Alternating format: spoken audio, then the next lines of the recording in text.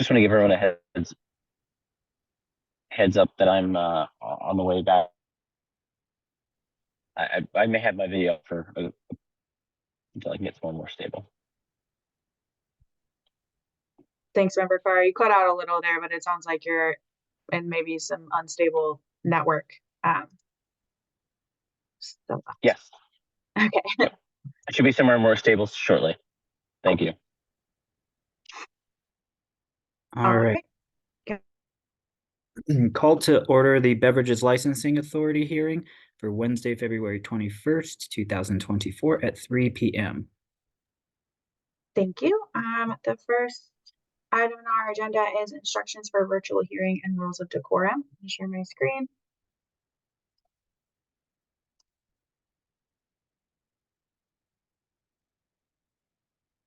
The city has engaged with community members to co-create a vision for productive, meaningful, and inclusive civic conversations. This vision supports physical and emotional safety for our community members, staff, and board and commission members, as well as democracy for people of all ages, identities, lived experiences, and political perspectives. More about this vision and the project's community engagement process can be found on our website. The following are examples of rules of decorum found in the Boulder Revised Code and other guidelines that support this vision. These will be upheld during this meeting. All remarks and testimony shall be limited to matters related to city business. No participant shall make threats or use any other forms of intimidation against any person. Obscenity, racial epithets, and other speech and behavior that disrupts or otherwise impedes the ability to conduct the meeting are prohibited. Participants are required to sign up to speak using the name they are commonly known by, and individuals must display their full name before being allowed to speak online. Currently, only audio testimony is permitted online. And the Q&A function for these meetings should be used for technical questions to staff, and it should not be used for public comment. I also would like to mention that if you are appearing, please use the name you're commonly known by, so you will need to rename yourself if that's not what your Zoom name says. And next on our agenda is roll call. If you'll just speak your presence aloud. Member Mike Absalom. Member Absalom present. Member Michael Carr. Member Carr present. Chair Matt Califano. Chair Califano present. Member Leah Roberts. Member Roberts present. Thank you, and we do have a quorum. Next is approval of Beverage Licensing Authority minutes from January 17th, 2024. All right. Did any of the members have any edits? Member Califano did not. All right. Is there a motion? Member Absalom make a motion to approve the minutes of the January BLA hearing. I'll second the motion to approve the minutes. All right. All in favor, say aye. Member Califano, aye. Member Absalom, aye. Member Carr, aye. Member Roberts, aye. Thank you. Motion passes. Next, we have hearing agenda issues from licensing clerk. I don't have any hearing agenda issues at this time. Next, we have agenda item 2, matters from Boulder Police Department. And Officer Rec, if that was the Leah that I was trying to put in here, if you'll just raise your hand. Officer Rec is here. Yep, that was right. Okay. Okay, I'm gonna get Officer Rec in here.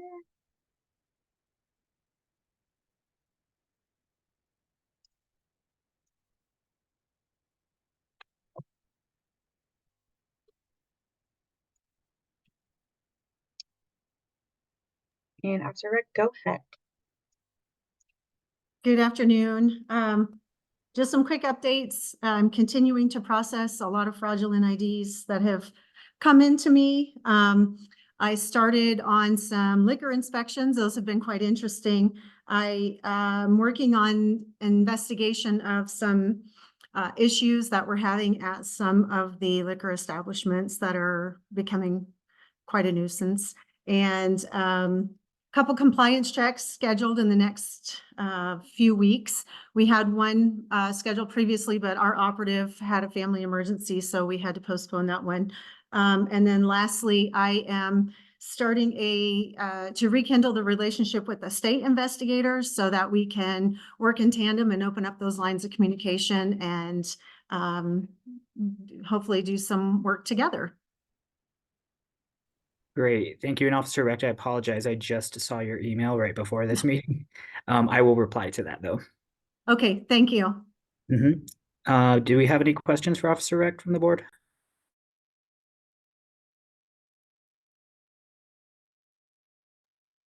I had one real quick one. You said Maybe. started up the compliance checks again, and how have those been going so far? I know you probably can't discuss anything, but I believe you said they've been interesting. So we have a group of really excited officers on Watch 3, some young officers. They started doing a lot of inspections, bar checks late at night, and those have become very, very interesting. You can tell that the establishments have not had any police interaction in quite some time. So those inspections have started back up again, and they are they're doing all of them on the Pearl Street Mall, up on the hill, all sorts of them. And then our compliance checks with our underage operatives, those, yeah, like I said, we've got a couple of those scheduled here in the future, and we plan on hitting those hard. So I will, hopefully at the next meeting, I will have some statistics for you.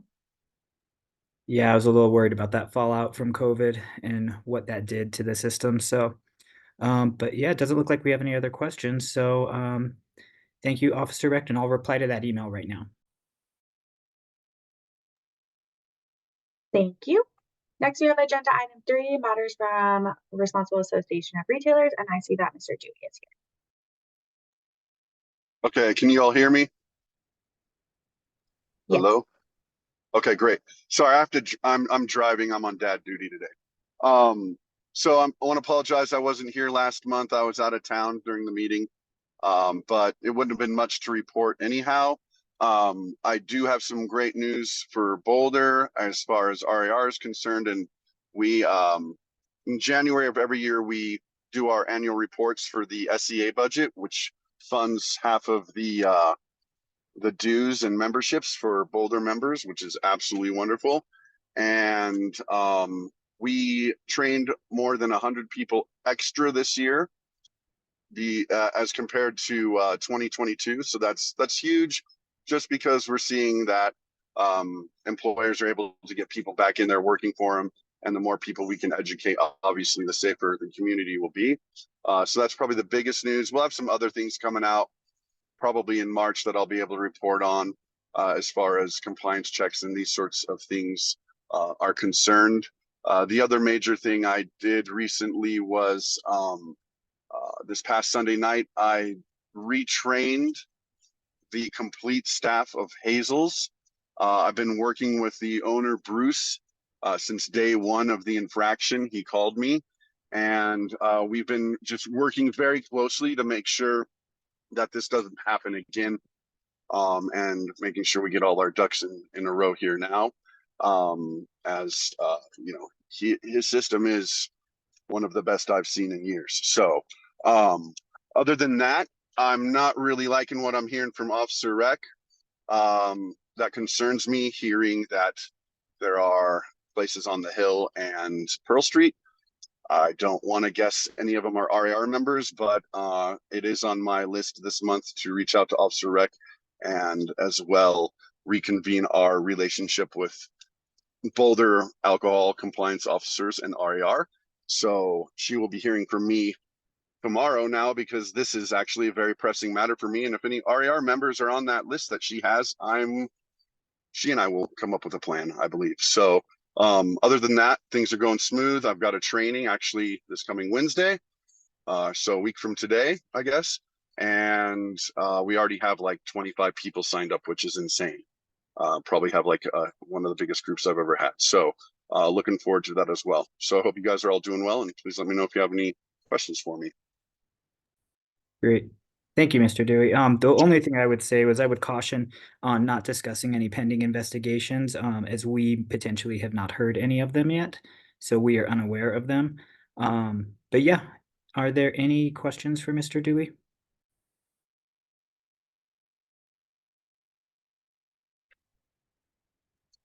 right. Well, thank you, Mr. Dewey. We appreciate all that you do. Thank you. You guys have a great day. Thank you. Next, we have agenda item 4, general public comment for future beverage licensing authority. If there's anyone in the attendees list who is here to make public comment on something that is I still not, have to listen, okay? please go ahead and raise your hand. And once again, if you're here to make public comment on something that is not included on the agenda, please raise your hand. I'm not seeing any hands raised. So we will move on. Next, we have agenda item 5, which is Pinko Corporation, DBA Chicken on the Hill, 1119 13th Street, Boulder, Colorado, 80302. Monthly status report to the Beverage Licensing Authority. See Mr. Lewis here. And if anyone else is here to appear for this matter, go ahead and raise your hand, but it's usually just Mr. Okay, great. And while he's getting settled here, I will let the Beverage Licensing Authority know that Chicken on the Hill is in good standing with sales and occupation tax. There was a small period of time during this month where they were not in good standing with sales tax, but they did correct that. Right. All right. Thank you, Caitlin.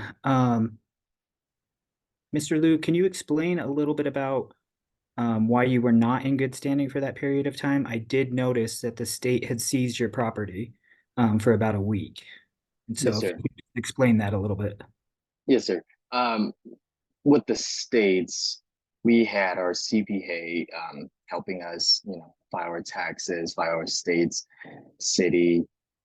But for some reason, he told me I should be the one that files state sales tax. And then for a period of time, it accumulated up. And then the state took over. They seized our properties and they were demanding payments. And it was 55,000, a little over that. And we were scrambling around and trying to come up with funds and get the space back, get back in compliance. And we are good in compliance now with the states, with the city. With the city, I dropped off a certified check, cashier's check to them, but for some reason on their system, it won't update until I believe last Friday. That was it. But I did come and I spoke to Jose there. I made sure we all good, and we got it all sorted out, sir.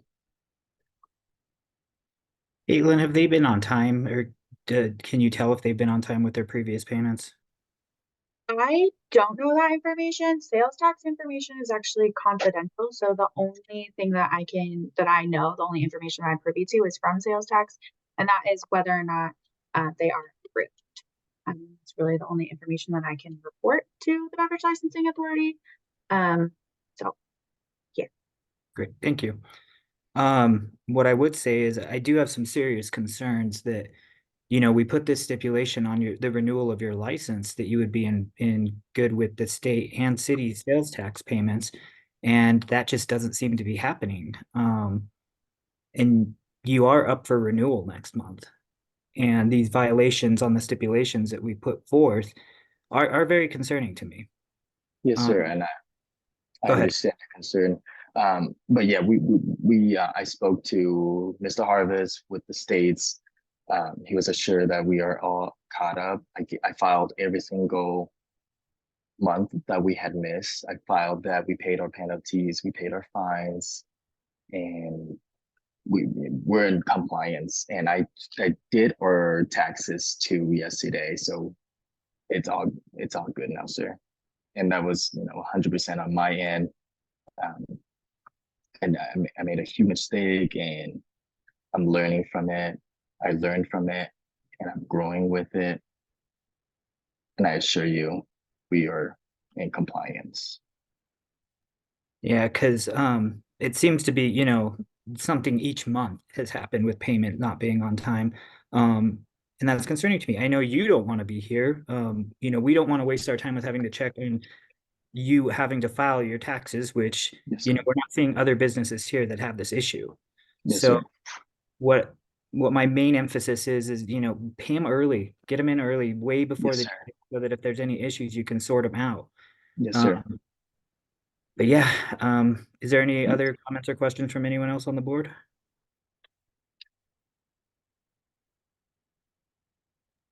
All right, well, thank you, Mr. Liu. Thank you, sir.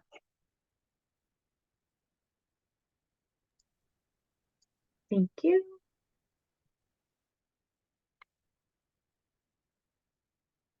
Make it where they're supposed to be. Okay. Next, we have agenda item 6, public hearing and consideration of an application filed on January 20th, 2024 from City Club, DBA Highland City Club, 885 Arapahoe Avenue, Boulder, Colorado, 80302. Sina Simitov, nonprofit director, member, and location manager with the premise business mailing address for a renewal of a club type liquor license. If you're here to speak on this matter, please go ahead and raise your hand.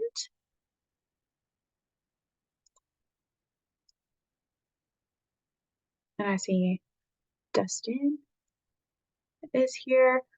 While Dustin is getting settled, I will let the authority know that Highland City Club is in good standing with sales and occupation tax at this time. Can you guys see us? Sorry about that. Yeah, no, you're good. Okay, great. Dustin, is anyone else going to be appearing with you? My dad, Sina Samantha, we mentioned by name. Okay, I'm gonna go ahead and swear you guys in. So Dustin, if you want to go first, can you say your name, spell your name, and record your address for the record? Sure. My name is Dustin Samantob, spelled DUSTIN Address is 885 Arapahoe Avenue, Boulder, Colorado, 80302. Thank you. And I'll just go ahead and have Sina as well. Sina, if you can say your name, spell your name, and give your address for the record. Sina Cimento, SINA. Last name is Cimento, SIMANTOB, 885 Arapahoe, Boulder, Colorado, 80302. Thank you. And if you'll both just raise your right hand for me. Do you swear or affirm that the statements you're about to give in front of the Beverage Licensing Authority are true and correct? I do. I do. And do you swear or affirm that the premise has been posted for at least 10 days prior to today's hearing? I do. Okay, thank you so much. And the authority may proceed. All right, and since you're not represented by counsel, I'm going to go ahead and read the procedures into the record. And this is a public hearing before the Beverage Licensing Authority of the City of Boulder to determine whether or not the application of club or city club doing business as Highland City Club for a renewal of a club type liquor license shall be granted or denied. This hearing is conducted pursuant to the laws of the state of Colorado and the rules of the Beverage Licensing Authority of the City of Boulder. The purpose of this hearing is to receive information, data, and testimony by interested parties in order to enable this authority to make the findings and to reach the conclusions required to be made by state law as to whether or not the license shall be renewed. Interested parties are the applicant, residents of the neighborhood affected by the license as previously determined by the authority, and the owners and managers of a business located within the neighborhood. And this hearing shall be limited to the question of whether there is good cause not to renew the license as set forth in the notice of hearing dated February 21st, 2024. A record is being made of these proceedings. Those who desire to be heard shall identify themselves by stating their name, spelling their last name, and stating their pertinent address. They shall also be sworn in by the board secretary. Is there any ex parte communication or conflict of interest from any members on the board? Member Califano, no. Member Absalom, no. Member Carr, no. Member Roberts, no.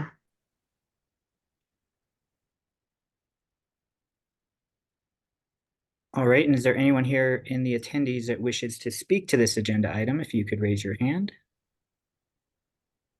Wait, I'm what's up? seeing no hands. Not seeing any. All right. Mr. Simantob, you may proceed. Thank you. Go first. We have been in this location for 45 years. We have had our liquor license for quite a while, and we have been in good compliance.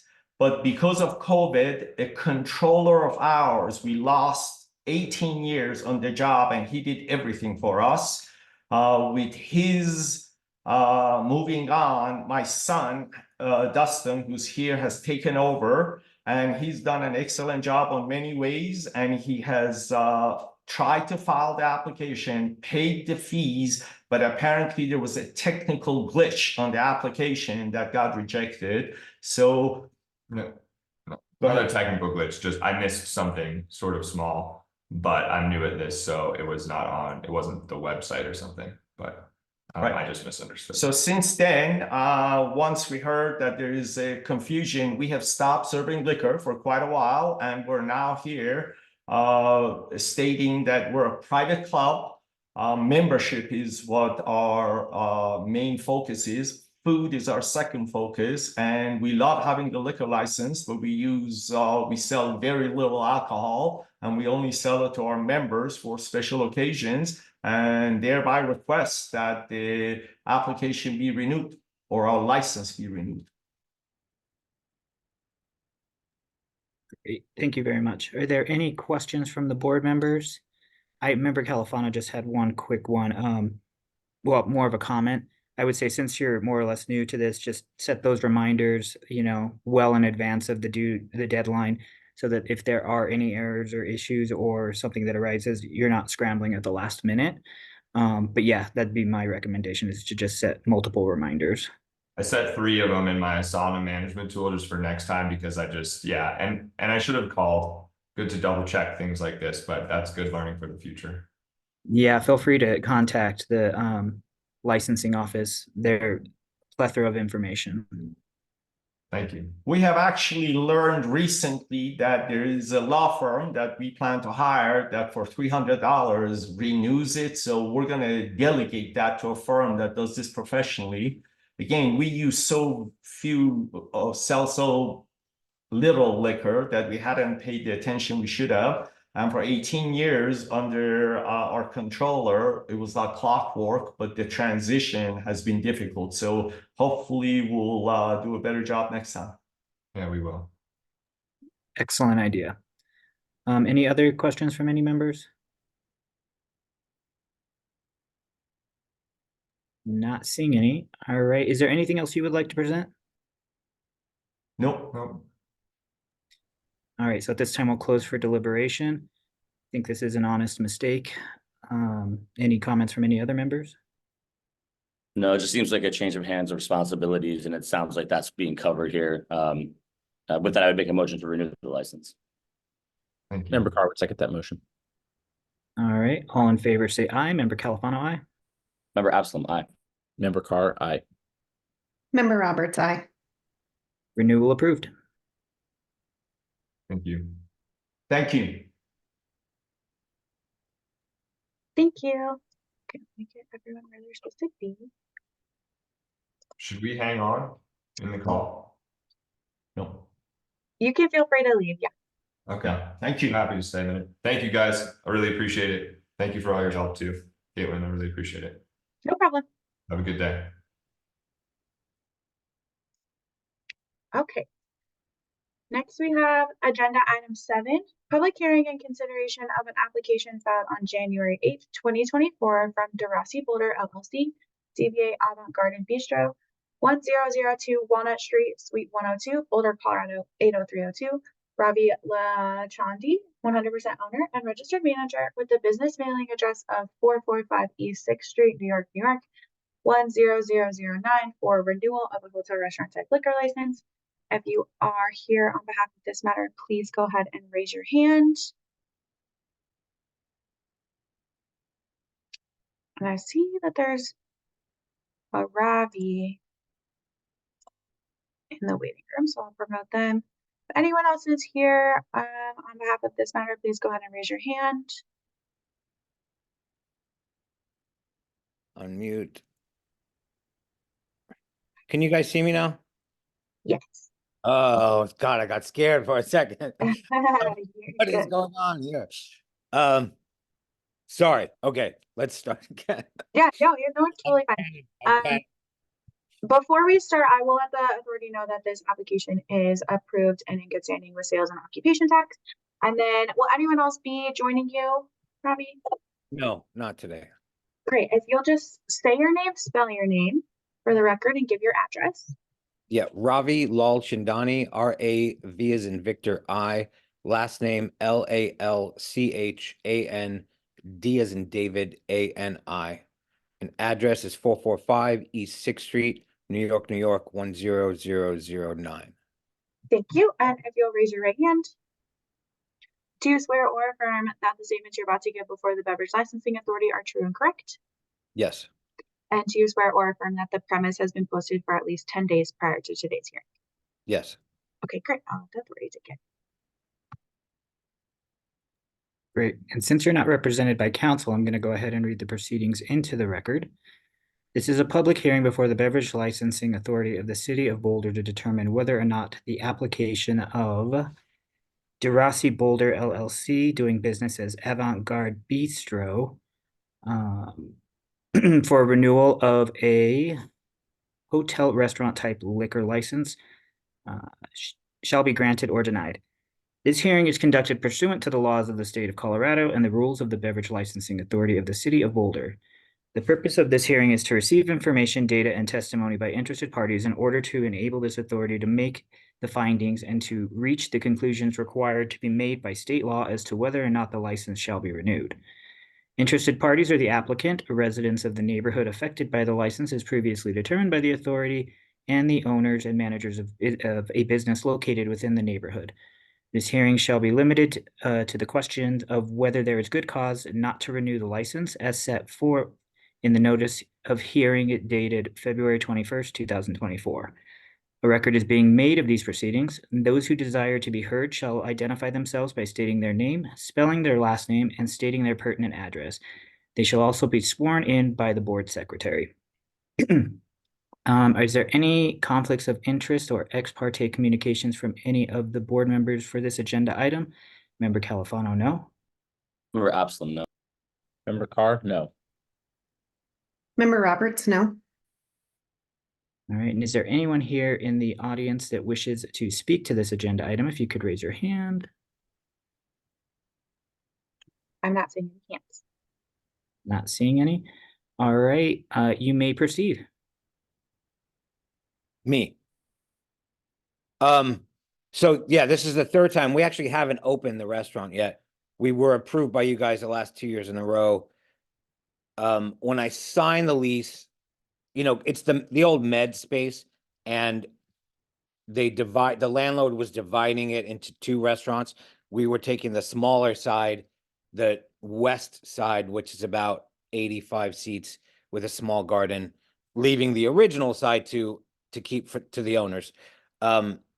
We were told it would take 4 months for the landlord to do that legally, and it was his responsibility to get the proper C of O so that we could then come to you guys and get a license.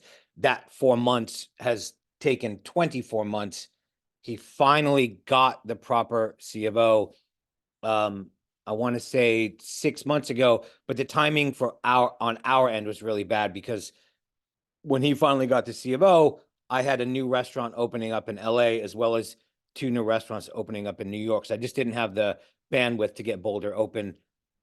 Things have slowed down a little bit. So we're putting our energy into getting Boulder open. We're going through the DOH process now, getting everything up to code with the Department of Health. We filed for the Department of Health inspection, which should happen in the next 2 weeks. Once that happens, I will send that to Kristen Teague. She already has the CO, the new C of O. So she just said, once you have the DOH inspection, send that to me. Then she would arrange for an inspection of the space. We would get our liquor license, and then we would open. Does that make sense? It does. Thank you for that information. So do you have a date that you're planning on opening for sure? Or No, my guess would be May, June, early summer. But within the next year. Oh, for sure within the next year. Great. Yeah, we just got the C of O. Yeah, like I don't need to tell you again, like the most frustrating process of my life, getting a C of O there. But yeah, we'll open this summer. Great. Are there any other questions from any board members? I just had one question. I know I can tell that you're based out of New York City, and I can see here when you're explaining the progress towards full training, you're fully aware of the requirements of the city of Boulder in terms of alcohol training when you get to this opening process. Yes, we actually we haven't hired a GM there, but we've narrowed it down to 2 GMs that we want to hire, who are both have been GMs in the Denver area and are well aware of that whole process of getting everybody tip certified and all that. So I'm learning because New York is very different. LA and we just opened up a restaurant in LA, and LA and Boulder are actually very similar. I do have one bar in Denver that opened 5 years ago. So I've been through that process before. Yeah, just so we understand that you understand the training along with the really comprehensive alcohol policy for your staff and understanding that the location you're opening up in is now very high traffic for college students and people that are young. And just having that awareness when you go ahead and do the opening process, something I'd ask of you. And please reach out to Nathan Dewey, who you might have heard earlier from the RAR. Yeah. That's all I had. Okay. Thank you. I had a question, and I apologize if I missed this. But where in process are you with the state liquor licenses? Sorry? Well, according to the packet we had here, it said that the state liquor license had not been issued yet. No, we have to get the Department of Health certificate first. Got it. So that's going to happen in the next 2 weeks. Okay. So once we get that, I'll submit that to Kristen, who said she will then come and inspect the space. Then we would get the license. Okay. Thank you for clarifying that.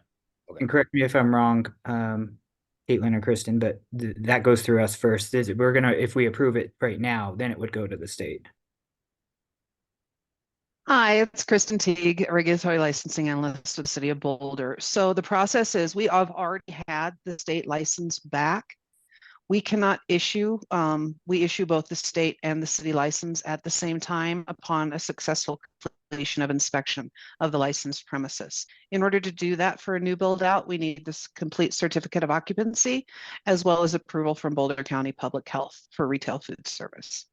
So that's when we issue both of them together, but we've had it since not long after their initial hearing where you guys approved them for their initial license. Two years ago. All right, great. Are there any other questions from the board members?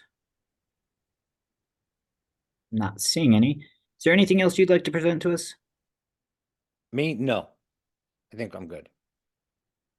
Apologies, but I would butcher your last name if I tried to pronounce it. So Lal Chandani. It's just like it's spelled. But I actually go by DeRossi, and I have for the last 30 years. So feel free to call me Ravi DeRossi if you'd like. It's a lot easier to say. great, thank you. All right, well, if there's nothing else, we will close for deliberation. Is there any discussion? It sounds pretty straightforward to me. It sounds like there's been, a lot of delays, and I would make a motion to approve this. Member Califano would second that motion, being that we've approved it twice before, so I don't see any issues here. Yeah. All in favor say aye. Member Califano, aye. Member Absalom, aye. Member Carr, aye. Member Roberts, aye. Renewal approved. Thank you guys very much. Thank you.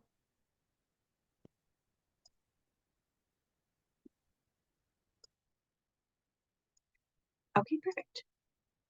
Next we have agenda item 8, public hearing and consideration of an application filed on February 6, 2024 from International Order of Oddfellows Lodge number 9 as a nonprofit applicant for an event titled World's Shortest St. Patrick's Day Parade at 1/2 block of 16th Street and Pearl Street, Boulder, Colorado 80302. Ted Biederman, stated representative, and with a nonprofit business mailing address of 1543 Pearl Street, Boulder, Colorado 80302, for a special event liquor permit application on Sunday, March 17th, 2024, for a permit from 12 p.m. to 3:30 p.m. And if you are here, I see Mr. Beckman is here. Mr. Biederman is coming in, so as a panelist. Okay, and then Mr. Bitterman, if you can turn your camera on and unmute for me.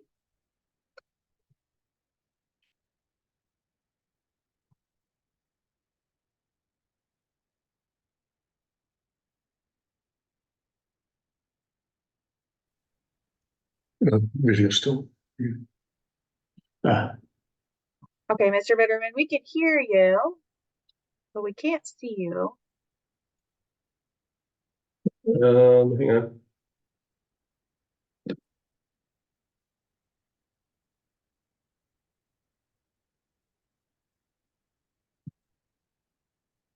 Hey, there we go.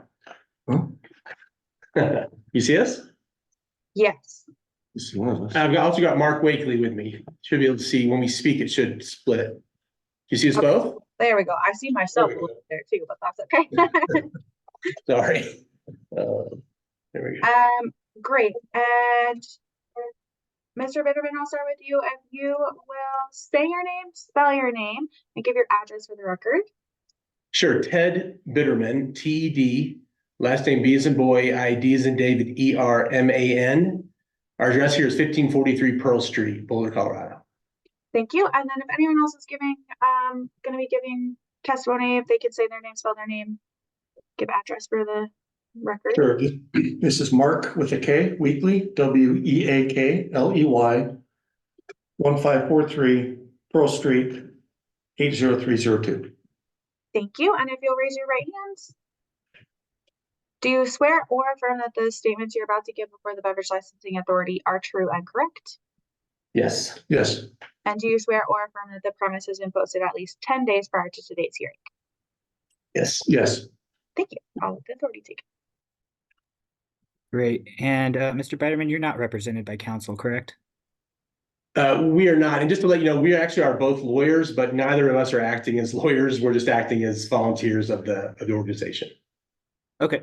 So I'm going to go ahead and read the proceedings into the record then.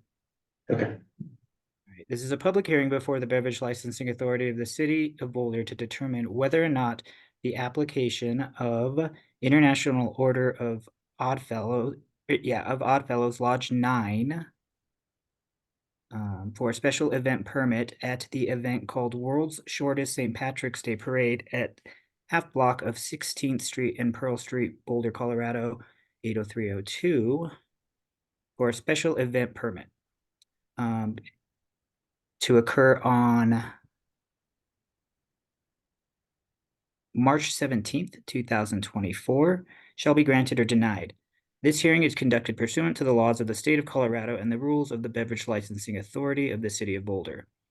The purpose of this hearing is to receive testimony, documents, and other evidence from the applicant and form affected persons to enable this authority to make findings and reach conclusions required by state law in accordance with CRS 12-84-101 sequence and any applicable regulations, and determine whether to issue or deny the permit application.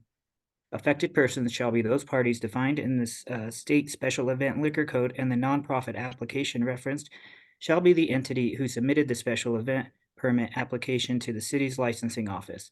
Any party or persons as above described may speak to the question by providing testimony, data, and other evidence relevant to the approval or denial of the permit application.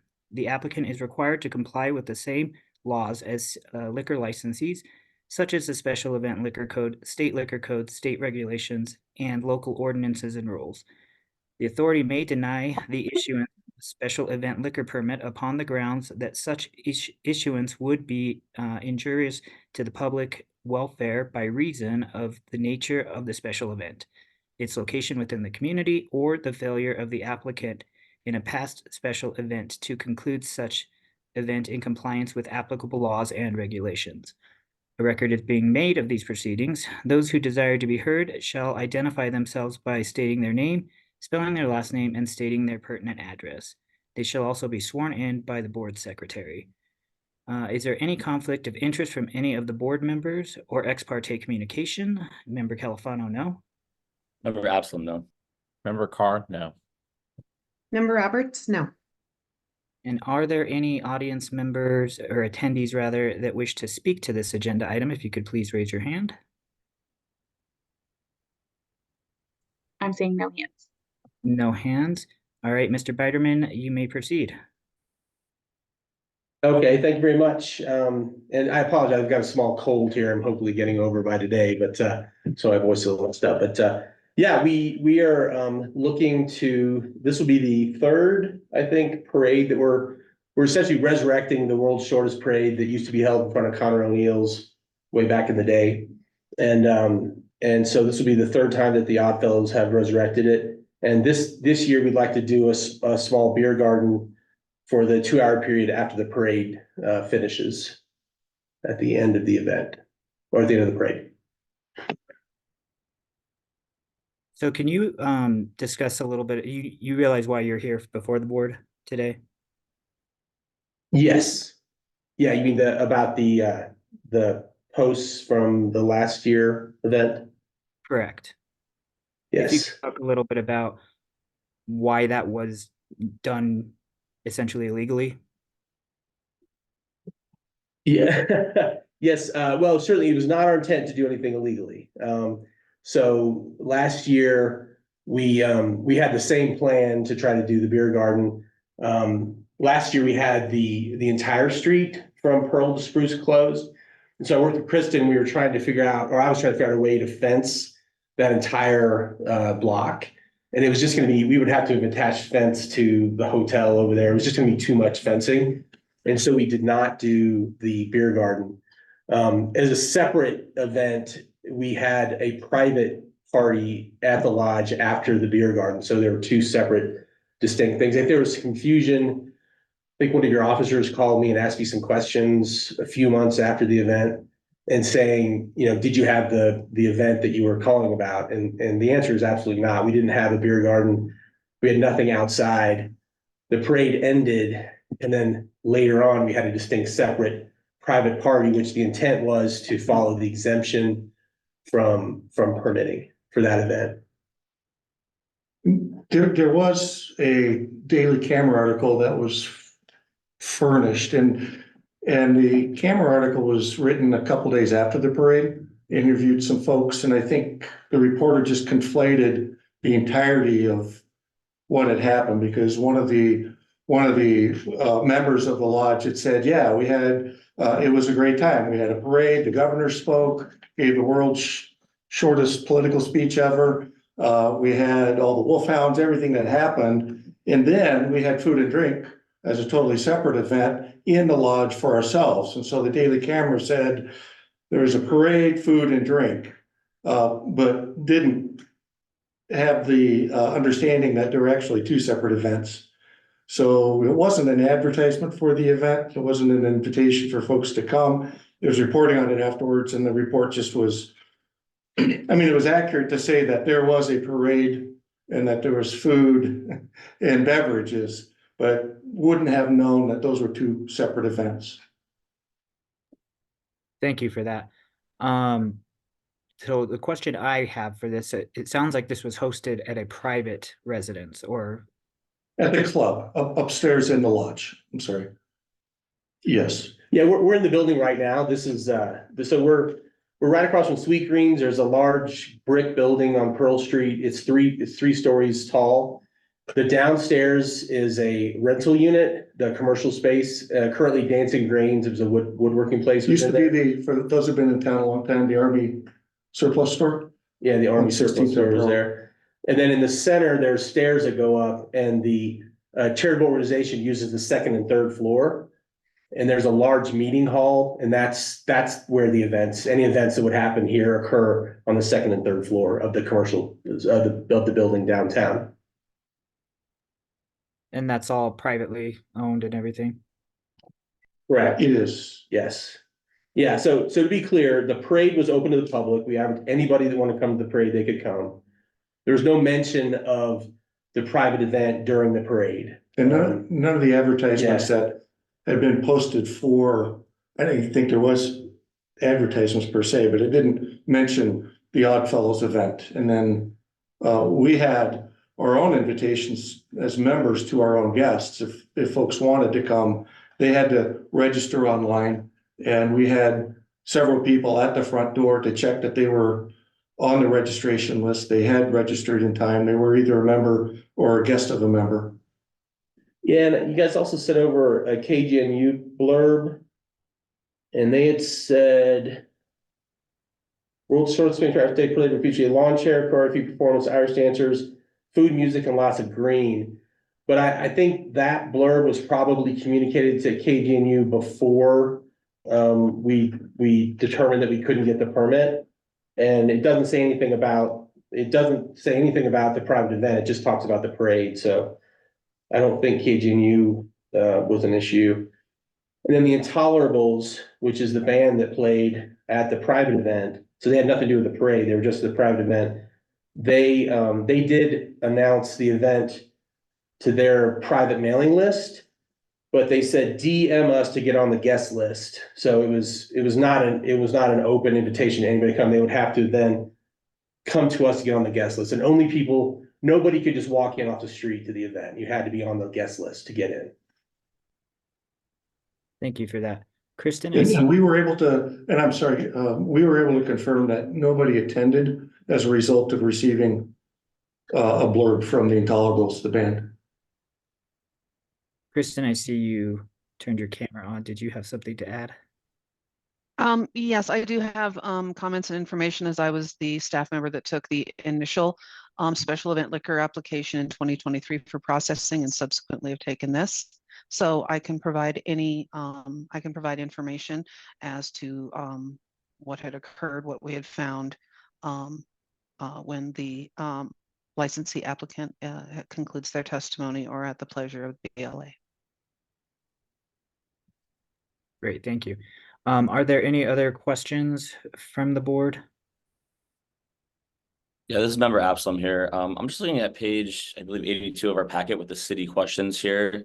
And I would just like to hear the applicant speak to some of these concerns on all these questions. A lot of this is problematic to me. It seems like there's not much planning around some of this that we don't see. So are you seeing what I'm seeing, the city questions here? Are these the updated ones that we submitted most recently? This is what was submitted in our packet that we were provided with. Staff has received updated questionnaire responses that are working towards being satisfactory for our licensing purposes. I'm happy to answer any of those questions that the authority would like. So the authority is only available with this initial response to these questions. So my first question would be you're providing alcohol and food vendors that you don't say that you have yet. You say there's a tent, you don't have a tent permit. You say you're going to train people personally how to manage the alcohol service with no formal training. I guess I could speak to all those questions if you'd like. If I could just the revised questions, we've identified the 2 food trucks we're going to have. It's Big Daddy's Barbecue, and either the Post or Fleischmann's. Fleischmann's is on the list. The Post says they're on the list, so it's gonna be one of those 2 trucks, but we have identified the food trucks, and we've submitted that to the city.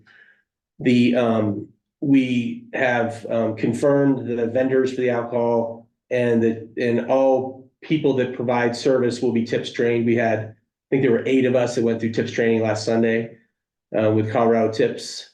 So only TIPS certified and trained, and I believe, Kristen, we have to give the list by the 1st of March of all the people serving and their TIPS certifications. So yeah, so we're going to absolutely follow every one of the rules that are required. And I apologize if that version of the questionnaire you got doesn't show that, but the revised one does. The tent? Oh, the tent, yeah, the tent. That we only have the 20 by 30 tent is only to in case it rains. And it doesn't require a permit because it will only have 2 sides. And so I confirmed that with the city, and the tent's ready to go. As long as Ms. Teague has a satisfactory answer to all of these, she's very thorough, and she is someone who I would trust to make those calls on answering these questions that are answered very inadequately here. That the other question I just want to say while I have you 2 here is I totally respect the fact that you're taking this tradition from Connor O'Neill's that we all remember is a big thing. But can we all agree that St. Patrick's Day and you have a parade that people are going to be consuming alcohol in public that you cannot control? And not that that's hearsay from anywhere, but isn't that just suggested in a sense that you're going to have people walking around in this place where you have no control over people consuming alcohol in public, which generally is what happens when you have these type of events? Well, I think that we'll have a fence. Yeah, let me just, I'll answer. So the parade is gonna be down Pearl Street, right in front of the event, in front of our building. And the beer garden is gonna be next to, on 16th Street, half the block. It's gonna be a 2-hour period. We will require you to get, only people that are over 21 with a wristband will be able to purchase alcohol. So it's a pretty limited number of time. All the marshals are gonna be working the parade are gonna move in and work the beer garden. So we're gonna have at least 30 people in a pretty small area monitoring everything. And it's clear from the tips training, we will not serve anyone who's visibly intoxicated, as that would be illegal. So that's absolutely not gonna happen. And of course, nobody under 21. So we feel that we purposely are doing a 2-hour beer garden because for that very reason. It's a Sunday afternoon. We don't expect there to be a tremendous amount of drinking. There's no band. There's not, it's gonna really just be a sort of a short celebratory period. So we absolutely do not foresee any kind of out of hand behavior. Plus, we'll have an off-duty police officer there during the entire period of time to assist us if we feel like there's anything that looks untoward. So yeah, so you're right, Mark. It will be fenced as required by the liquor permit. There'll be 2 of the exits will be manned by marshals. We're tip certified. Tip certified. So we absolutely don't anticipate any kind of issues like that. I guess my last question, just Kristen, if you can answer this for me, for number 3 on the city questions, says the application indicates up to 300 people. Is that what you guys are expecting? Up to 300 guests? Yeah, I mean, I think, yeah, hopefully there's that many. It may not be that many, but I wanted to be reasonable as far as how many it could be. So we wanted to plan for whatever the upside might be in terms of marshals, fencing area, and tip certified folks. And we're also working with the Boulder Downtown Partnership. We're not working with them, but we're using them as a sounding board, and they're renting us their fence. They're going to help us show us how to set that up. And we're going to try to, we're asking them a lot of questions after they've run Band of the Bricks, similar, other events to look for any potential issues. I don't have any other questions, as long as the other members of the board are satisfied with Member Califano's questions about what happened last year in terms of the hearsay. I was just looking at that application and just reminded of, Colorado revised statutes that we're looking at here. And we can go into that. I just want to make sure the board members are satisfied with the response from the applicants here, because I'm not sure about it. I have one additional question about this year's event. So just to clarify, who's going to be serving the alcohol? Will it be licensed servers, or who is serving that? Yeah, only tip certified servers. So we've had 8 of the odd fellows, including myself, went through the tips training. We have one of our members is I'm not sure what his title is, but he works the security at the Boulderado, and some of his tip certified people are going to be volunteering. So only tip certified people are going to check IDs as required by law and serve the alcohol as required by law. And so we're going to have that list given to Kristen by March 1st, or whenever, as soon as they need it, as she needs it. Thank you. All right, any other questions? My only thing is, gonna see if Ms. T could give a little more background information as to how this application is coming along. Certainly, Chair Califano. Are you talking the current application or the issues surrounding last year's application? Let's talk about both. Let's start with last year's. Okay. So last year, in January, I started working with Mr. Bitterman on behalf of the application for a beer garden event for the world's shortest St. Patrick's Day Parade. We worked really hard from city perspectives, both myself, Lane Landreth with the city special event review team, Downtown Boulder Partnership, trying to work to get a legally complete application. The fencing seemed to be the most pressing issue, and trying to get a diagram.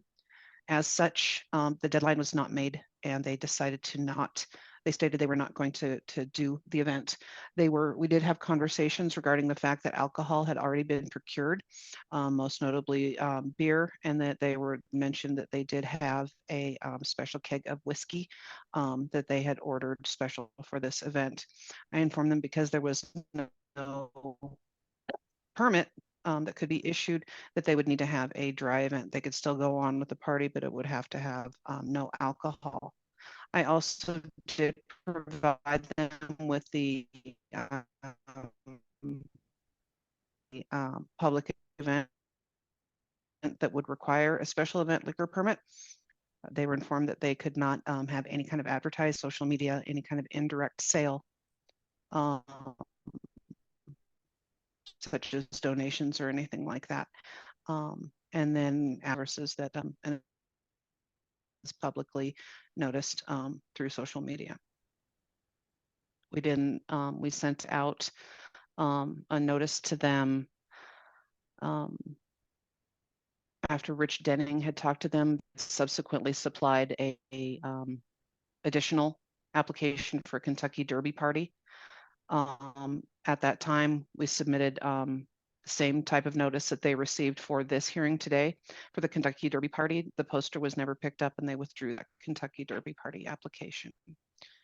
So that brings us here today. I started working with Mr. Bitterman again as the city representative for the liquor and food licensing for this event. We've had great success in working towards getting a legally complete application. It's just been a little bit back and forth. So I do believe that I have received so far for the questionnaire and the updated application what we needed. There's still some things and some internal deadlines that we need finals for. And Mr. Bitterman has been made aware of that in print and on a couple of different city platforms. Great. Thank you so much for that summary. Mr. Epsilon? Yeah, I just have a question for Ms. Teague. Just in terms of, would you say that last year's event was in compliance with any applicable laws based on the city's research? I am not an attorney. I do not represent the city in legal matters, but what we did find was concerning enough for us to draft a hearing notice, just like the one we have here today when they submitted the Kentucky Derby Party. Right, but there's no application legal action taken against a group from much. I was just asking in terms of the way that No. this is, yeah, and as you're just saying, the city had found enough to go ahead and take this a little further, which I agree with. So thank you for that. So are you saying this is the second time they've been before us for the same kind of, what was the Kentucky Derby? I guess I just want to make sure I understand. Certainly, Member Roberts. They submitted a special event liquor permit for the Kentucky Derby Party. When we received that, we of course started processing it per our normal policies and procedures. We then also provided them with the hearing notice and an information to pick up their hearing poster because of the alleged violations that we believed occurred with the St. Patrick's Day Parade.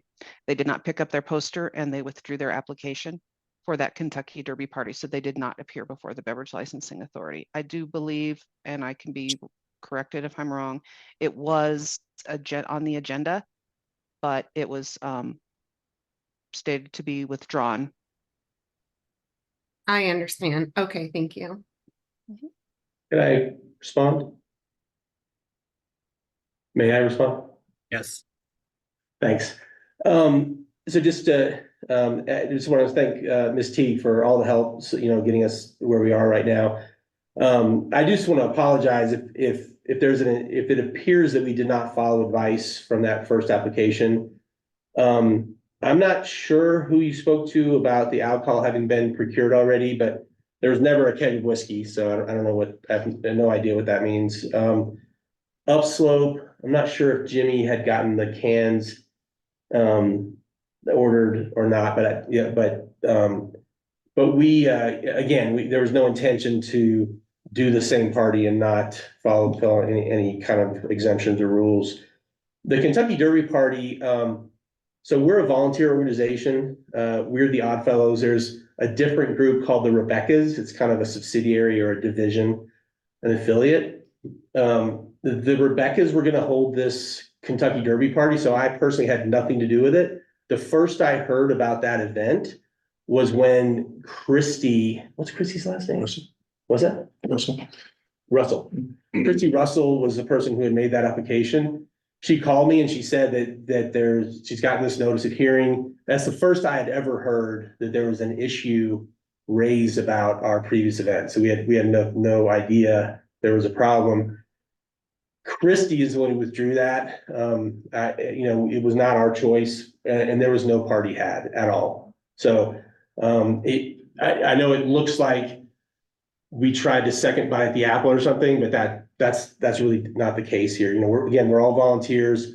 All the money that's earned by the Odd Fellows is given out in scholarships and to charitable organizations. So there's no one's personally profiting off of these events. So that was the issue with that. It was after that notice and Christy talking to me and then her withdrawing was when the officer called me. So it's like the officer called me right after the event. It was then. And then he said, are you going to have this Kentucky Derby party? And I said, no, as far as I know, it's been canceled and nothing happened. So just kind of to fill in the holes there. Thank you for clarifying. I was wondering if that event happened or not. It did not. Yeah, and so the Rebecca's is a separate organization. They use the lodge under the beneficial lodge bylaws and mandates and how it's organized, but it's not us, and that was just a separate group that uses these premises that looked like they were exploring to have the idea of having a Kentucky Derby party. Thought they might need to get a liquor license for it, but as Ted said, that wasn't us or anything that we were behind. All right, thank you for that. And part of it too is that we'll just add, I'm a community leader. As a community leader, we're doing our best, as volunteers. We certainly want to learn from not having done things that might satisfy the group or how we can do it better. But we're highly trainable, and I think our intentions are good. And I actually think that these are responsible activities with responsible people for good ends. And so we're certainly here to try to give comfort that we're paying attention, we're following the rules, we understand the rules, and that we're going to comply with whatever that needs to be complied with. All right, thank you for that. Thank you again, Kristen, for that rundown and history. There any other questions from the board? Yeah, I have a question. Is the lodge liquor licensed for in any way at all? No. Okay. So I guess I have a concern, and maybe this is for Roberto, or I'm not sure who would be best to answer this, but even if they're serving alcohol for a private event, wouldn't there need to be some sort of club license or something in place if they're serving alcohol with for members and invited guests? That's my concern here, that even if it's a quote unquote private event, there may still be violation there. Do one of the two Kristens want to address this?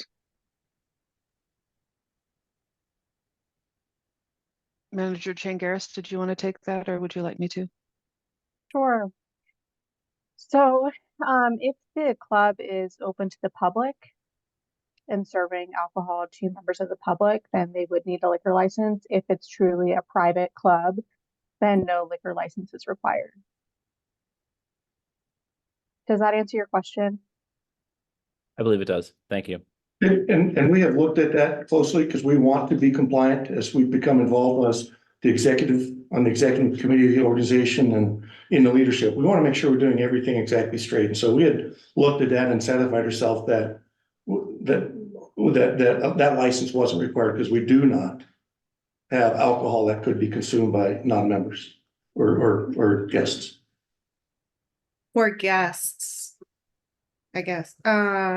So if that, oh, Kristen, I'm sorry, I did not see your hand was raised. Oh, no problem. I just wanted to, I don't mean to derail the conversation, but I just wanted to let the board know that Caitlin sent a copy of the updated special vet permit application to the board to review. So when the board is ready, we'd like to take a brief recess to give you all the opportunity to review the most updated version of that application before you make your decision. And we're also going to be uploading a copy of that application to the city website for members of the public to review it as well. So I just wanted to let you all know that's in your inbox, and happy to answer any other questions that you have.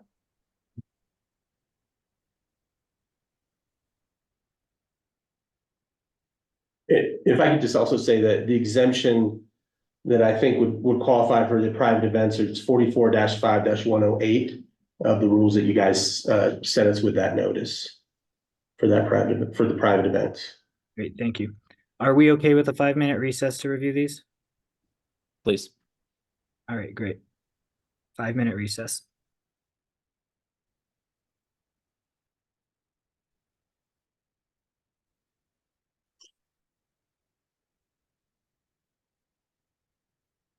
Back.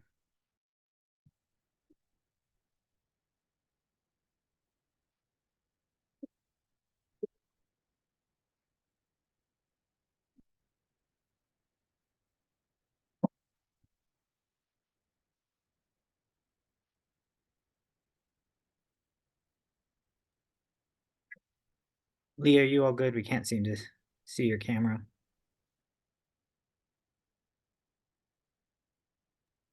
Sorry, have the thing closed. No worries. I'm good, thank you. All right, so has everyone had time, the board members, to review the questions? Are there any other questions about this questionnaire? I think it, as Kristen said, it is looking a little bit more sharp and cleaned up and acceptable. Any comments or questions? I have a couple comments, kind of concerns, kind of questions. It says, so number 15, you're gonna have 20 volunteers to act as security to monitor and assure no drinking without proper wristband. We will also hire the required off-duty police officers as required. This event is pretty soon. 20 people is a lot of volunteers. Do you have a list? How are we doing on this? I imagine if you're hiring off-duty police officers, they would need to know that schedule. I'd like to know how you're preparing for this. Yeah, so we're required under our permit to get one off-duty police officer, and I've gone through the online website proposal process, commandant, I think, or something like that. Yeah, so I've done that. And we're doing great. Yeah, so we have about 100 members who are Odd Fellows, and a lot of them and their families have volunteered. So we're doing great. Yeah, we've got well over 30 people on my list, and I can provide that to Kristen in different. So we have marshals as one line item, tip certified separate. So we have marshals and tip certified, 2 separate people. We have forage vests for everybody who's going to be a marshal. So we have enough vests already secured, for that. So that doesn't give you any more authority than anything, but at least it shows a presence. Yeah, we got a setup breakdown group. We got tent managers, food truck managers, alcohol vendor managers. So we're gonna have a separate group of people who are interacting with our alcohol vendors. So Mountain Sun's gonna donate. They're actually on Pearl Street right next to us. They're gonna donate a keg, and we're gonna buy kegs from them. And so we're gonna have a different group of guys who will manage bringing it in, putting in the storage. We have a cage out back, locked up, linked to all sales, so that we can, I guess during the event, you guys can come in and check and make sure the alcohol we said we're bringing in is there. We have that set. I'm looking at a spreadsheet right here. We got sound managers, parade participant, wranglers, and neighborhood managers to help with the businesses. So, and just to let you know, the main shack is right across the street on 16th. They're excited about the event to bring people down. They're pretty empty if you guys haven't seen that place. But it's great. The food is really good, just nobody goes there. But our neighbors seem pretty excited and interested in the event. So it's been really positive the last few years, the parade. Thank you. Thank you for providing that detail. You're welcome. All right, are there any other questions from the board? Not seeing any. All right, Mr. Peterman, is there anything else you'd like to testify to before we close for deliberation? No, I just, thank you for all for delivering, the Oddfellows, this building was built in 1899, is one of the first buildings built by the Oddfellows in Boulder.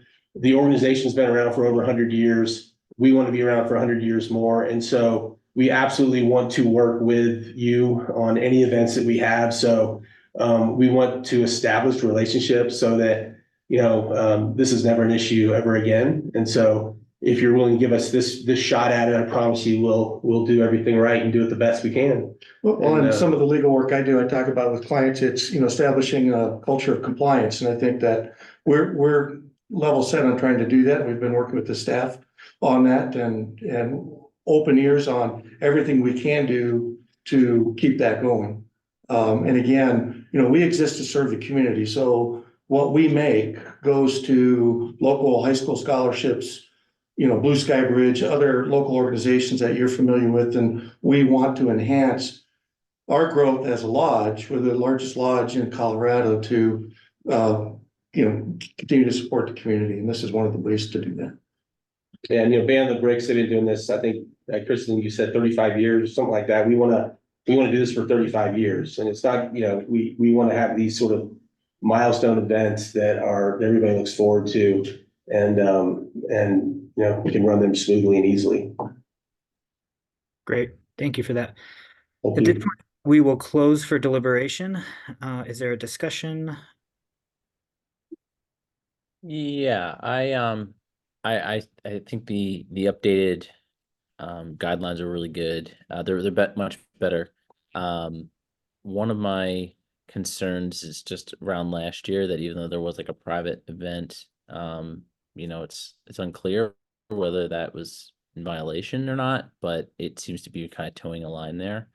And I don't think in this situation there should be any gray areas. It should be very clear that whatever's happening is in compliance.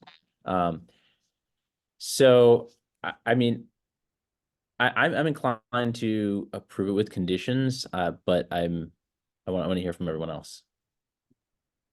Yeah, I'd chime in on that because I was thinking about the conditions component, but just to Mr. Byerman's point, when he's talking about the exceptions rule in section 44, I would like to actually ask City Attorney Krista Chingaris about this, because what I'm seeing is there's one part of section 44 that says if you're in compliance in a year before or in a prior event is going to preclude a local authority from approving it. Then I'm looking at this exemptions rule that was mentioned here, and I'm seeing that because of the private club component and only invited attendees will be served alcohol, Colorado law protects this event. What happened in the prior year is what I'm looking at now. And I just wanted to ask maybe our attorney about that. I just want to clarify, I'm not an attorney, I'm the licensing manager, so I'm going to hand that off to Roberto Ramirez. Oh, sorry, Roberto, I forgot about that. Yeah, not a problem. So you can use the evidence of the prior year if you find that they were not in compliance and you have reason to believe that they're not going to be in compliance going forward. You can certainly use that to make your findings if you're going to vote. So for example, if the motion is to not approve, but if you find that if there wasn't a violation in the past, for example, it was a miscommunication, that whatever it was, then that wouldn't go towards a finding that they're going to, in the future, violate the liquor laws. Does that make sense?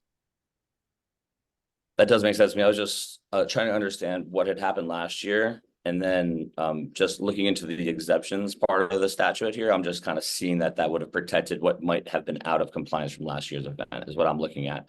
And that's just how I was kind of looking at understanding what the first way I would think about ruling. And to Member Carr's point, I was thinking about what condition could you even put on this? To me, it would be either approve or disapprove, because I don't know what condition will we even do. If you have an idea, I'd love to hear that. But that's what I was kind of wrestling over. So if anyone had an idea for a condition, I'd be into that. But my inclination is based on state law that I would make a motion to approve it. We have to look at the fact that there was no formal violation or charge that happened here. And at this point, it is speculation and hearsay evidence. So I agree. I see your point and everything. And I agree with everything you're saying, but no, there was no charge. That's the ultimate at the end of the day. So, Mr. Carr or Leah, did you guys have? I just wanted to agree with you that there was no there, we don't know what that was, and it's hearsay. And I think that we need to look at in the future, are they going to have a violation? And I don't think so. I wasn't sure when we started this hearing. I was a little reluctant. I didn't care for just not getting straight to the point. But I do think that they've really done a lot of research. I feel comfortable. I like with them in charge of this event. So I'd make a motion to approve it. I don't have any conditions. I think I like that we would move on with our, the future. So I'd make a motion to approve this event for the day. Mr. Absalom, I believe you made a motion with stipulations. I said I'd make a motion to approve it. I was just wondering if there were a suggestion for any sort That's what of. I thought. Okay. Yeah, so Yeah. if there was a stipulation that any other board member would like to add to my motion, I'd be willing to hear that, obviously, but my original motion to approve still stands, unless there's stipulations presented. So the only stipulation that I was going to suggest is that we ask these fellows to come back and just kind of talk about how the event went, and if there's anything they would improve for next year. I'd really just like to understand any learnings that they got, because I agree that I think the policy is in a good place, but that's what that would make me feel more comfortable if we had another opportunity to meet with these guys. Absolutely. So Member Carr, is that a motion with those stipulations put in place? But that was a stipulation that I was suggesting. How do we feel about that stipulation as a board? I think that's more than reasonable and something very doable. Okay, so I'll make a formal motion to approve with the stipulation that, the representatives from the International Oddfellows Organization return, the month after our meeting, or after the event, and just give us a report on how things went and some of their findings for the future. Member Absalom would second that motion. Now let's set an actual date, because our March hearing is technically after the event, but it only gives them about 2 to 3 days to compile any sort of information. Yeah, we say the April hearing. Yeah, I make the motion for the April hearing. Great. And Mr. Absalom, you would second that? I would second for the BLA April hearing, yes. Great. All in favor say aye. Member Califano, aye. Member Absalom, aye. Member Carr, aye. Member Roberts, aye. All right, special event permit approved. Good luck. Be safe. Thank you so guys much. for Thank coming you, with all everybody. that information. Thank you so much. Yeah, we'll come back and let you know how it went. Thanks so much. Thanks.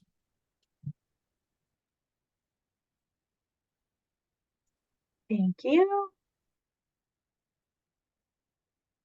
Okay. Okay, next we have agenda item 9, public hearing and consideration of an application filed on December 11th, 2023 from Hill Hotel Operating LLC, DBA Moxie Boulder, 1247 Pleasant Street, Boulder, Colorado, 80302. Hill Hotel Holdings LLC, 100% owner, Randy Nichols, co-president, and Matthew Joblin, co-president and registered manager. The business mailing address of 205 Detroit Street, Suite 400, Denver, Colorado, 80206, for a new hotel restaurant type liquor license. And if you're here to appear on this matter, please go ahead and raise your hand. Oh, quite a few.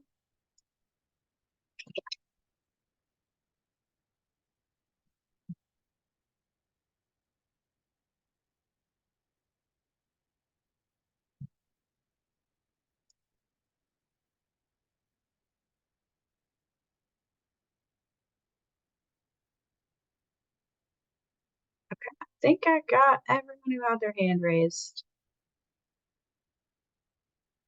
And I see that Mr. Sandberg is here with us. Yes, good afternoon. How's everybody?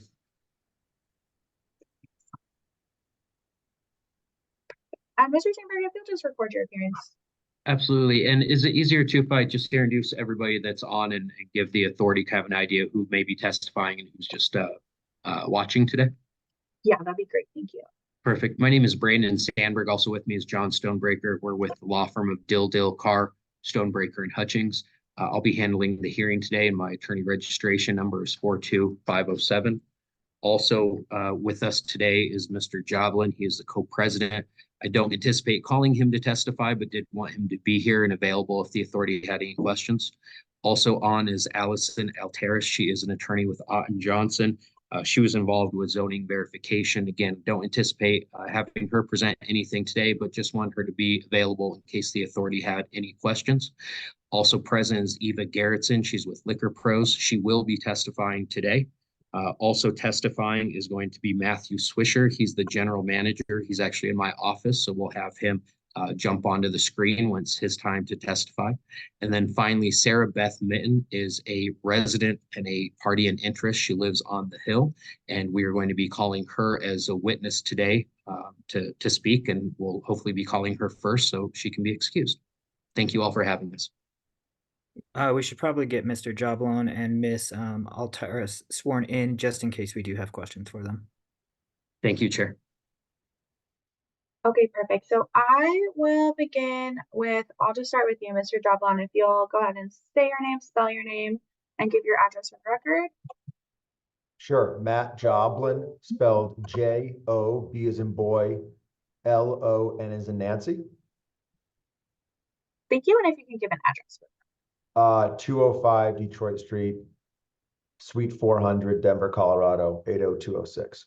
Thank you so much. If you'll raise your right hand. Do you swear or affirm the statements you're about to give before the Beverage Licensing Authority are true and correct? I do. Thank you. Allison, I don't need to swear you in because you're an attorney, so good there. Ms. Gerritsen, if you will say your name, spell your name, give your address for the record. Yes, for the record, my name is Eva Gerritsen, last name Garretson, one of the owners of Liquor Licensing Professionals doing business as Liquor Pros, and our address is 5515 Saddle Rock Place in Colorado Springs, Colorado. Good afternoon, everyone. Thank you. If you'll raise your right hand. Do you swear or affirm the statements you're about to give before the Beverage Licensing Authority are true and correct? I do. And do you swear or affirm that the premise has been posted for at least 10 days prior to today's hearing? I do. Thank you so much. Thank you. Yeah, of course. Mr. Swisher, I'll move to you. If you'll say your name, spell your name, give an address for the record. Matthew Swisher, M-A-T-T-H-E-W, last name Swisher, S-W-I-S-H-E-R, address 1247 Pleasant Street, Boulder, Colorado, 80302. Thank you. Can you remember your affiliation with the, or can you remind me of your affiliation with the licensing? I'll be the operator, general manager. Thank you. And if you'll raise your right hand. Do you swear or affirm the statements you're about to give before the Beverage Licensing Authority are true and correct? Yes. Thank you so much. And last we have Sarah Beth Mitten. It looks like you are currently muted. Is that right now? There you go. Thank I'm you. not good at this. No, you're okay. And you're an interested party, is that correct? Yes. Awesome. I'm just going to go ahead and swear you in.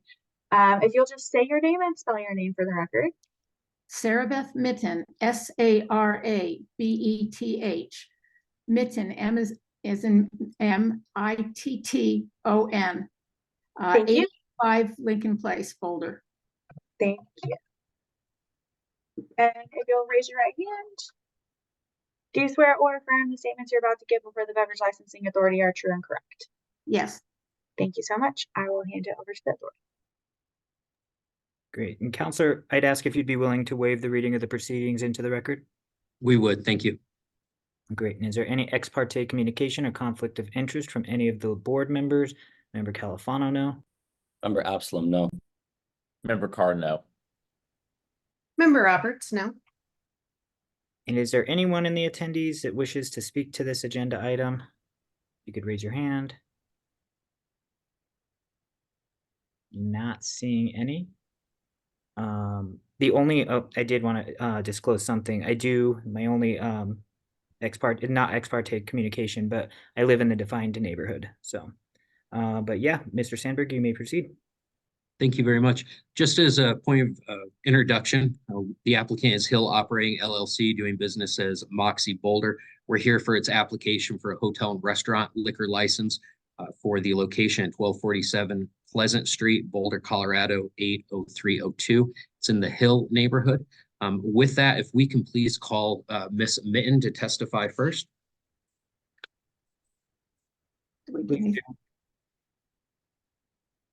So, and I couldn't hear. I'm sorry, Chair. Am I allowed to proceed? Yes, absolutely.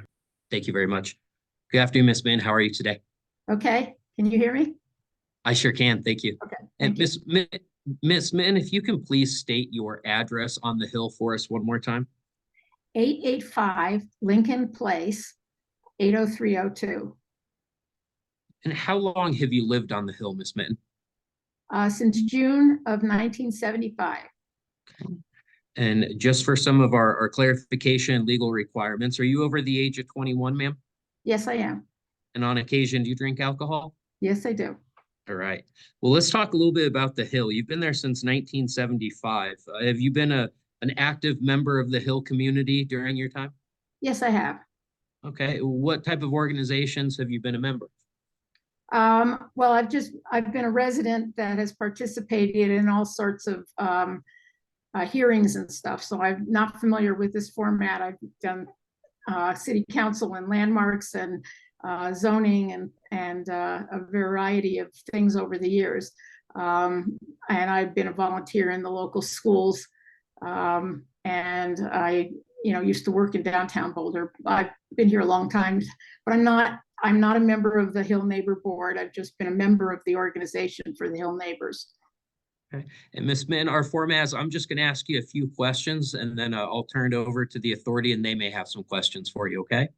Thank you. Yes.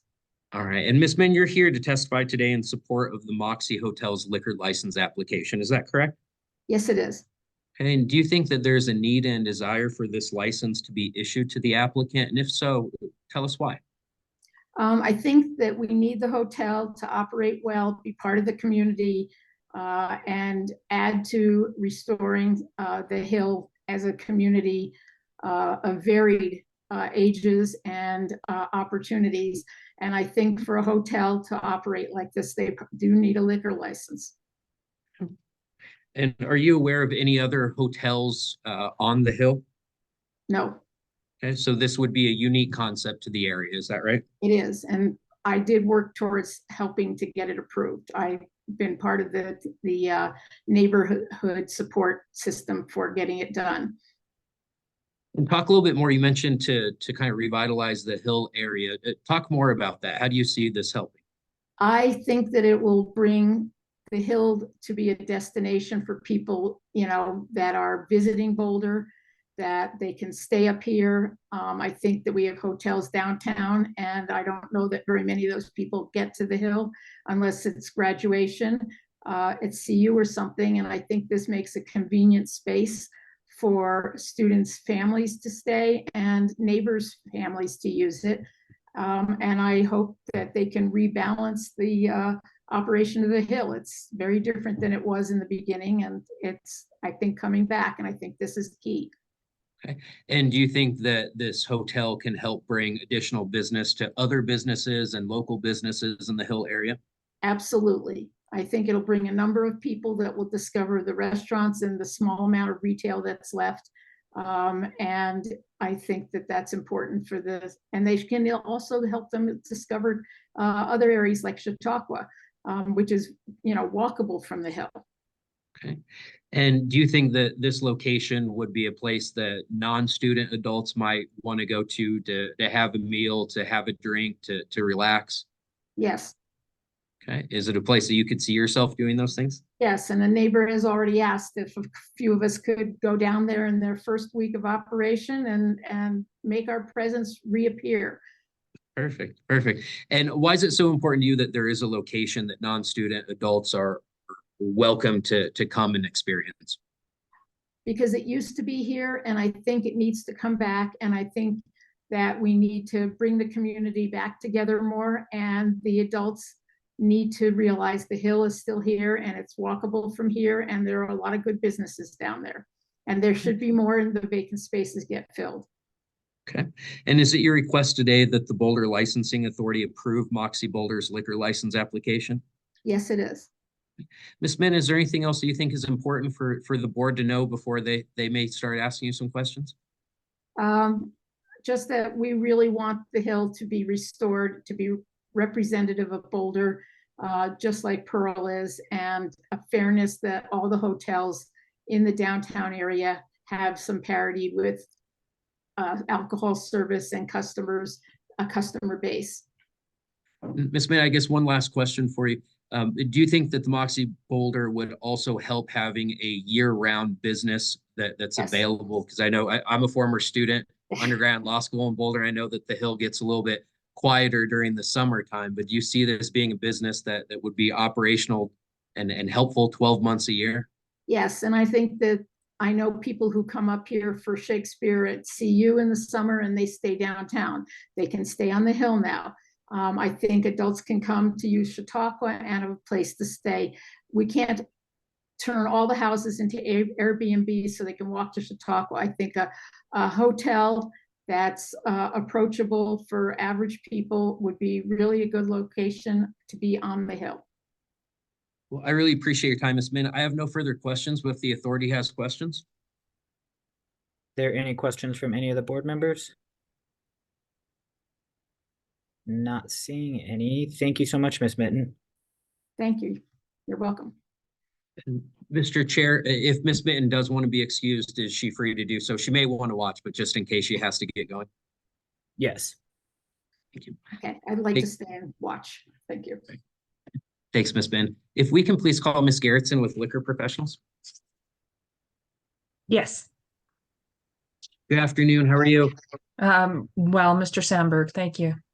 Good. Can you please introduce yourself to the authority, please? Yes, sir. Once again, for the record, my name is Eva Garrettson, one of the owners of Liquor Licensing Professionals. We do needs and desire survey for liquor and marijuana licenses throughout the state of Colorado. And how long have you been an owner of Liquor Professionals? Since March of 2017. Approximately how many petitions would you estimate that you've been part of? So prior to that, I worked for Liquor Pros under the former owner. And we've looked at this. Liquor Pros has done over 4,000 surveys in the state of Colorado and have worked in over 100 jurisdictions. You provided testimony at most of those jurisdictions as well? Most of them, yes. And then will you please describe for the authority the services that Liquor Pros provided to the hotel in this case here? Yes, sir.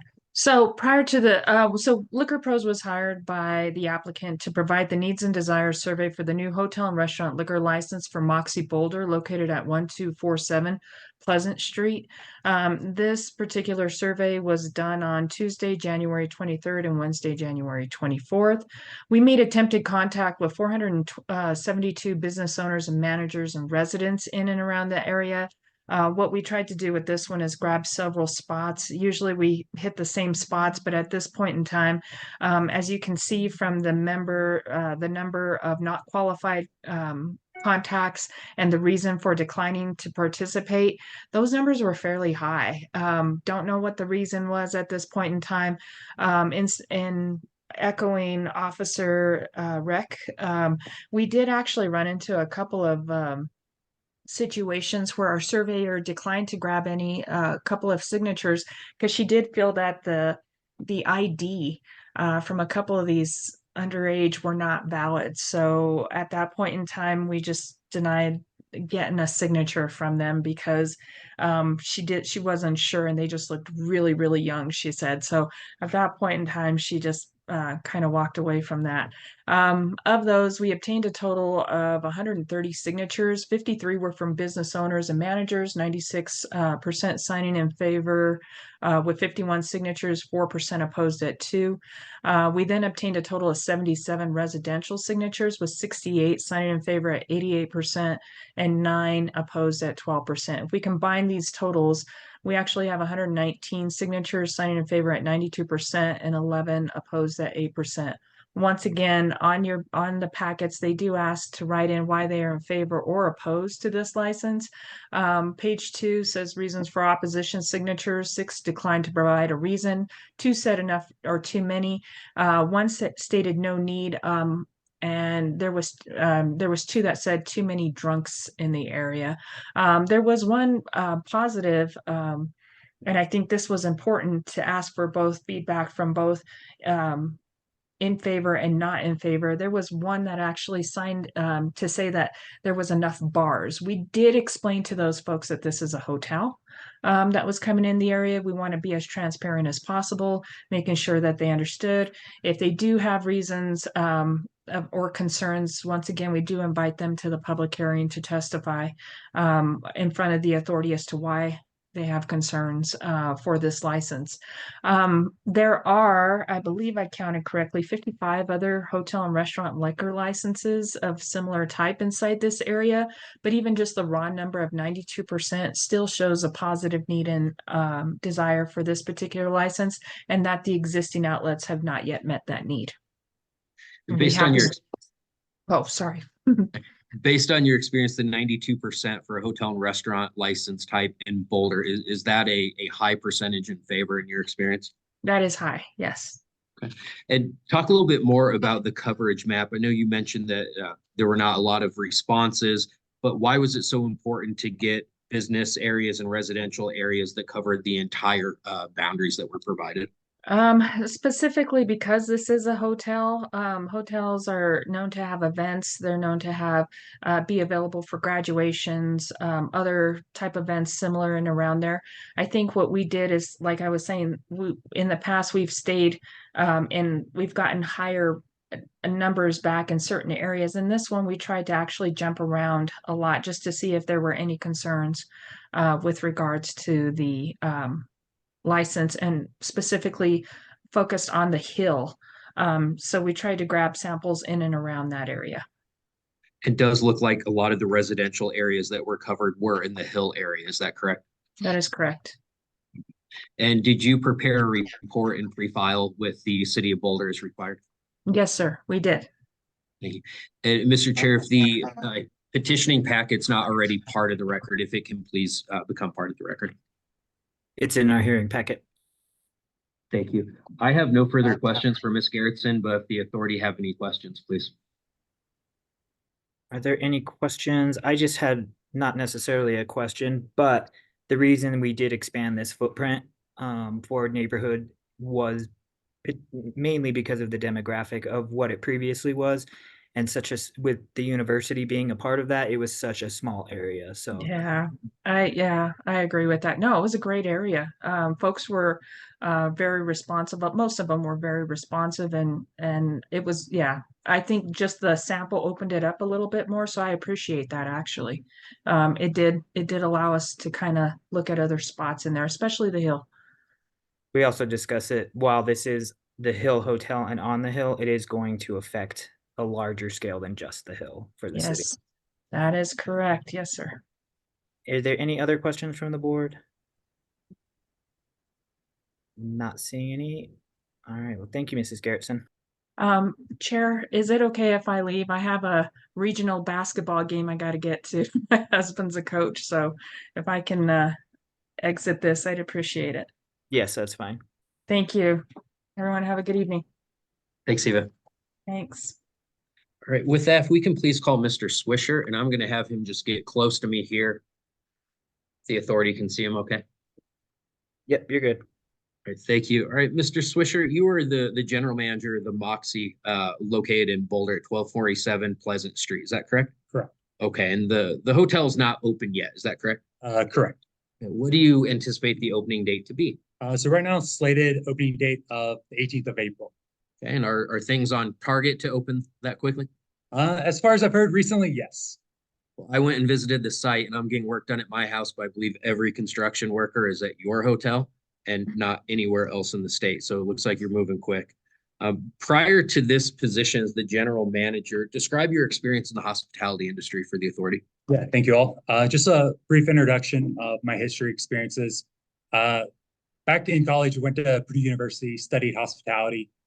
Post graduation, found myself out in DC at a 100-room boutique property. Started off as a supervisor, manager in training, and then sort of progressed naturally within hospitality.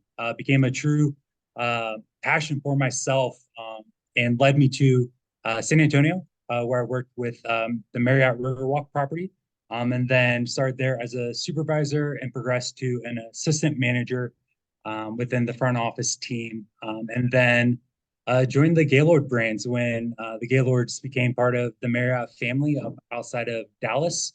Again, sort of held the leadership capacity in the room side front office, as well as group housing, events, reservations. But found myself really back into the operations side. Really, my passion is leading teams, mentoring individuals, and just providing an excellent level of service for guests. So transitioned to an operational leadership role where I oversaw front office and housekeeping in Dallas. Spent a couple of years in that capacity. And then being from Indiana, my wife and I thought it'd be great to head back to Indianapolis and be close to family and friends, and took a position at the JW Marriott, where I held positions within the front office and housekeeping. From there, continued growth led me out to Colorado. Started out here at the Renaissance in Broomfield, where I held the assistant general manager position. Post that, my general manager at the Renaissance took an opportunity in Boulder, which led me to Boulder. So worked at the Hilton's on Canyon, the MC Suites, the Hilton Garden Inn. Again, hotel manager, assistant general manager, where I led the operational team from front office, rooms, banquets, events, as well as restaurants, bar, at both the Embassy Suite and Hilton Garden Inn. The passion for lifestyle and experiential focus led me to the position before this, where I was the assistant general manager at the Jacquard Hotel, Autograph Collection property in Cherry Creek. Again, really leading all operational efforts, including Kids Beyond the Rooftop, Narrative Restaurant, the banquet team, as well as front office and rooms. Coming into this, goal has always been to be general manager, and lands me to where I'm at now. And started with the Moxie Boulder on the 2nd of January. So been with the team for almost 2 months now. At these other hotels that you mentioned, were there liquor licenses at those? There were. Okay. And have you been a registered manager for any of the locations? When I was at the Renaissance Broomfield, I was a registered manager for that property. And as a registered manager, were there any liquor violations under your watch? There were not. I want to talk a little bit about the roles and responsibilities as the general manager. So let's kind of start now, the pre-opening, and then how you believe that that's going to evolve when the hotel does get open. Yeah. So right now, current capacity is really, looking at our leadership team and recruiting and identifying those individuals. Hope to have those identified within the next week or two, with start dates in the mid-March timeframe. And then from there, focus on line level and recruiting efforts aligned with that. We'll start posting those line level positions probably first or second week in March, and then bring those team members more on board a little bit closer to opening the beginning of April. And as the general manager, are you going to be in charge of hiring, firing employees? I will be. Yes. Are you going to be the one that's ensuring that liquor policies and procedures are not only implemented, but they're followed? Of course. And are you going to be the one that's verifying and confirming that all of the required training is going to be completed? Absolutely. So are you really in charge of all day-to-day operations? Yeah, all day operation will be my capacity. Obviously familiar with hospitality, you're always available. And I've always been available in my previous capacities, and it's no different here. We'll be a small but mighty team, and we'll always have a leader on site. But should anyone need further assistance, if I'm not on property, I'm always available.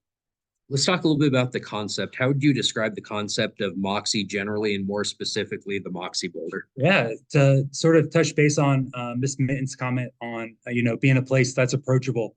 I mean, that's the Moxie brand in a nutshell, right? Approachable, creating experiential experiences for the guests, but also the community. And we find one of my passions and goals is to embrace that locale of the Hill, and how we can embrace the community members and really be a part of that, knowing that it is on the campus and have that aspect, but also pay homage to the residents and really create a space where they're welcome, feel welcomed, and a place that they are entertained. Do you believe it's Moxie Boulder and specifically your goal as well to make sure that the hotel really is a member of the community?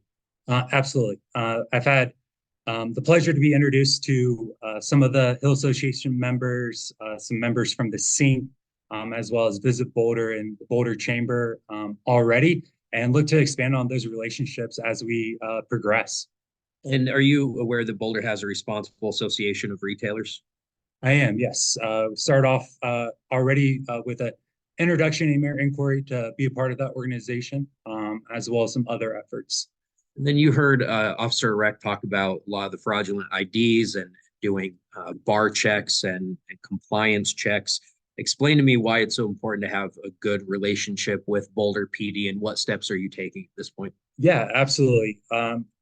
I look forward to actually speaking and meeting Officer Rec. I know Brandon has had the opportunity to speak to her a little bit, and I look to be a partner in that and really work together on what they're seeing out there and how we can, alleviate some of those issues and problems. Some of the things that we have in place and we'll put in place, we'll be registered with the BARS organization where they come out routinely and do a sort of a secret shop.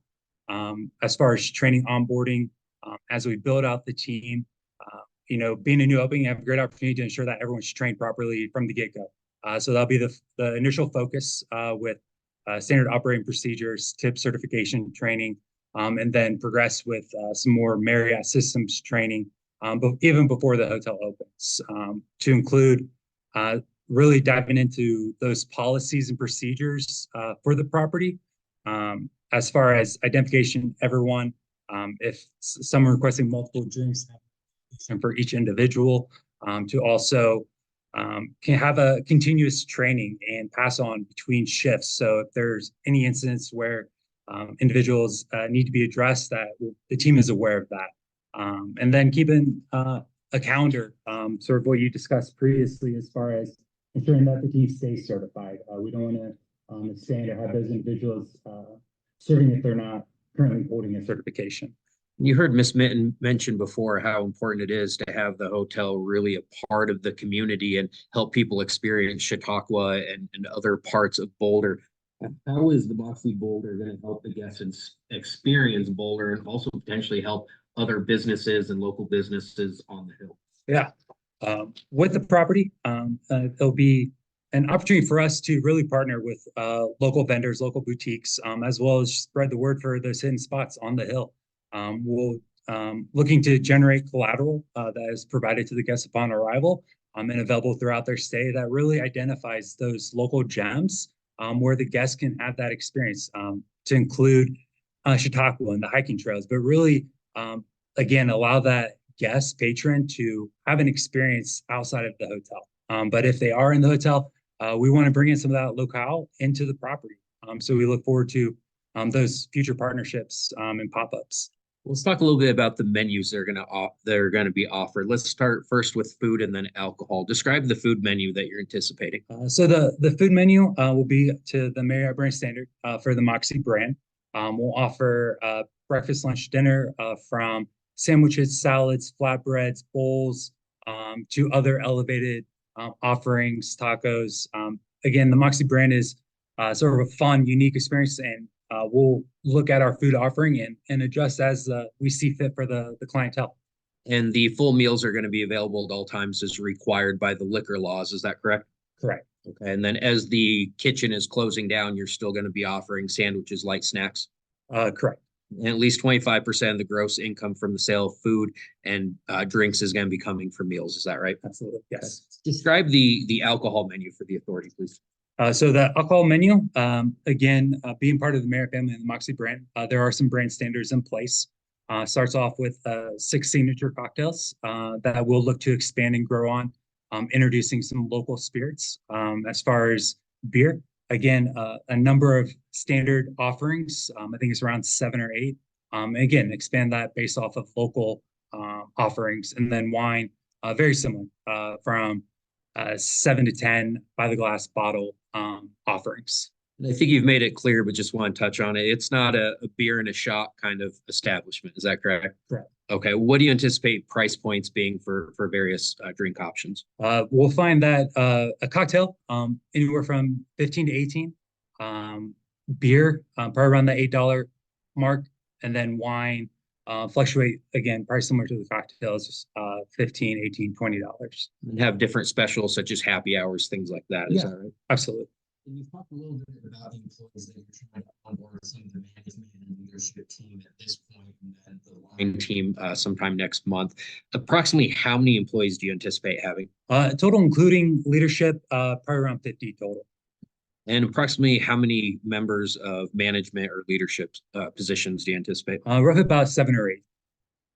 And again, I think you've made this clear, but when you are not there, there will be another manager that is on duty at all times. Is that correct? Okay. And if you're not there, you're available to be there. Absolutely. Okay. And we're going to discuss our liquor policies and procedures here momentarily, but talk a little bit about the onboard training that our staff is going to go through, and specifically regarding alcohol sales and service. Yeah, so for the concept Moxie, the front desk area, bar area is very similar in the same area. So all guest service team members as well as bar members will go through the tip certification. Again, we have the luxury of having those individuals go through that prior to opening. As we bring on new team members, that'll be the first thing before they're able to serve.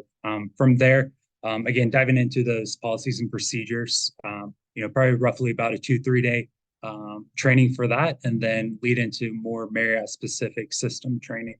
And have you been trained yourself with a responsible vendor? Yes, I was recently updated certification through Liquor Pros. Now I want to talk about our liquor policies and procedures, and just to touch on a few things you've heard from Officer Rec regarding compliance checks, and you do understand that being in a college town, it's really important and imperative that we be a safe and responsible seller and server of alcohol, and part of that is having the right policies and procedures. Do you understand that? Yes. Okay. Let's talk a little bit about those policies and procedures. You touched on a couple, but let's go through them. What are the policies and procedures going to include? Yeah, to revisit identification. Again, as far as looking specific at identifications or IDs, not accepting vertical IDs or paper IDs, being a college student, or being on a university campus, passports will be verified. From there, it'll be consistent training, like I sort of touched on, with pre-shift huddles, going over, reviewing anything that our team members may have questions in regards to, really diving into the fake ID situation that sounds like is very apparent in the market, and understanding those guidebooks that are in place to sort of verify those out-of-state license, and then working with Officer Rec on, process and procedures that we can implement to help alleviate that current concern. And I believe Officer Rec, if you do meet with her, will provide you information on fraudulent IDs, what you need to be looking for as far as logging that information. Do you anticipate logging any sort of incidents and obviously communicating with the PD as required? Yeah, absolutely. We'll keep track, and then all the procedures as far as turning those IDs over to them. And what's the policy regarding multiple drinks? If I'm there with my partner and she goes to the restroom, can I order two drinks, or do you need to see both IDs? So for us, policy would be that we need to see 2 IDs if they're going to be ordering multiple drinks. And if there is an ID that does look fraudulent or sketchy, for lack of a better term, is there managers that are available to handle those difficult conversations with guests? Yes. Okay. Talk a little bit about the cameras and security that is going to be available. Yeah. So we'll have security cameras throughout the property available, and then we will look to provide additional security measures. Additionally, right now looking potentially Thursday, Friday, Saturday, but expanding those based on needs. You're going to have proper signage throughout, letting guests know where alcohol is allowed to go and not allowed to go. Yes. Okay, and is there going to be staff that's constantly monitoring the areas for alcohol consumption? Yes. I know a lot of hotels, there's a concern people just walk in with a 12-pack of beer. How are we going to prevent people from bringing alcohol onto the premises? Yeah. So the arrival is right there by the guest service team. So we'll have team members visible to bring up those concerns and approach the guests as needed. Either have them store the beverages in the vehicle if they brought a vehicle, or have those items held on hold until they depart. And I think you've talked a little bit about the bars program. That's the secret shopper where they come in and test your staff. Is that something you do plan on implementing? Yes, reach out to them and once you sign up, they start going. So since our opening date isn't until mid-April, I'll sign up beginning of April and have that monthly service started. What if we have a staff member that fails a compliance check, serves a minor, visibly intoxicated person? What are job consequences? Termination. And is our staff going to be aware that we are a zero tolerance employer? They will. I want to talk with you about game days because see, we are now a football school. So let's talk a little bit about those game day experiences. Do you anticipate changing operations for those Saturdays, or is it operation as normal? It'll be operation as normal. As we progress and find our fit within the community and during those elevated event dates, we may progress, but the standard would be operation as normal. And if we do have larger crowds that come to watch the game on the televisions, are you going to have additional security as required? We will. Okay. I want to go through our layouts. Does the authority have copies of the layouts? We do. All right, thank you. And on the layouts that were provided, I believe in the bottom right-hand corner, it'll say liquor license B1, L1, L2, L3. So I will just reference based on those. And these are multiple pages. One just has some red writing added to it. So I'll just look at the red one. But let's start with liquor license B1. This is the basement area. Is that correct? Correct. This will be our on-site parking premise. Okay. And you do have liquor storage. Is that correct?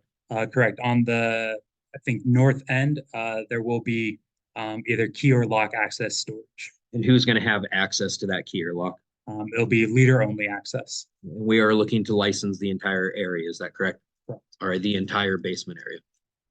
All right. I want to go through now L1. We're going to go in a little bit more detail. This is the lobby and first floor. Is that correct? It is. Now, as you walk through the front door, please tell the authority what they can expect to see. So the front door off of Pleasant, when you walk in the door, if you look to the left where the number 2 is, that's a lounge area, a gathering place for hotel guests, but also a place that we see utilizing for sort of a study or co-working space. If you look to the right, at the front end of the bar structure, will be the check-in area. And then sort of wrap around from there is the physical bar with some soft seating in front, and then sort of wraps around to additional seating.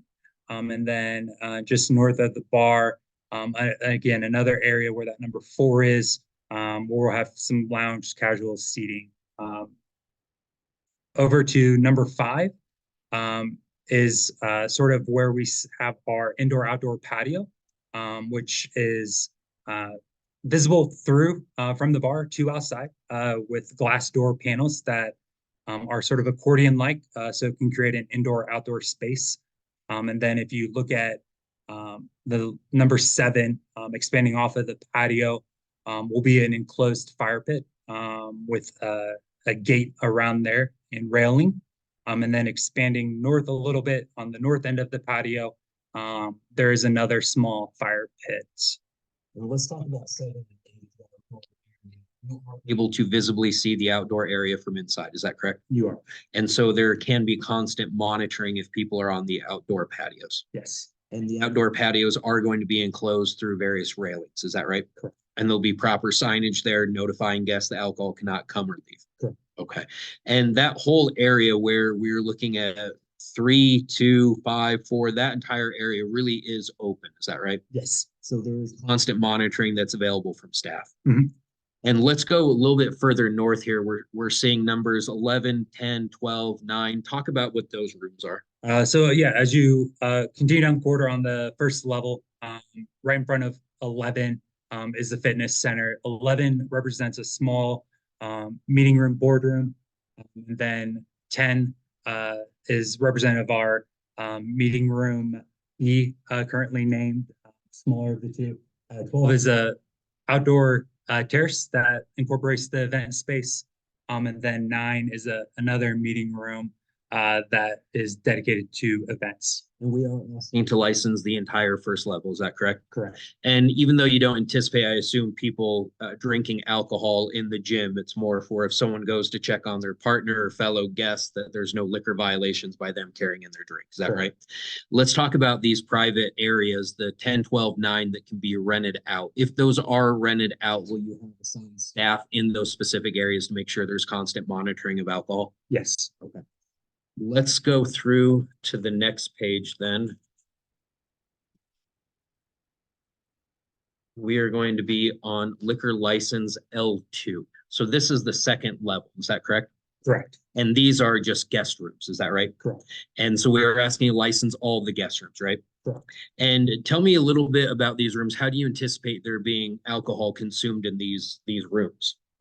Only thing that would be available is if they purchase something at the bar and brought it up to the room. There's no alcohol present in the room as far as a mini bar. So that would be the only reason.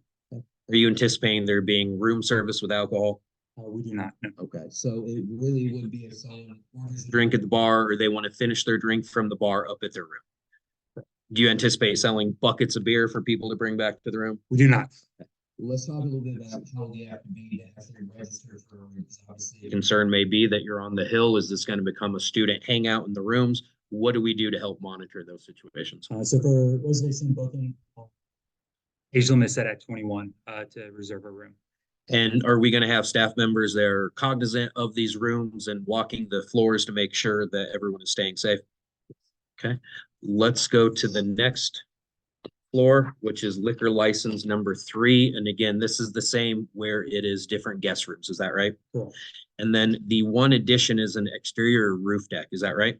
Cool. Can you please describe that area for the authority? Yeah, so on the 3rd floor, exiting the corridor on the north, there is a small terrace area with a small splash pool and then some limited seating sun deck.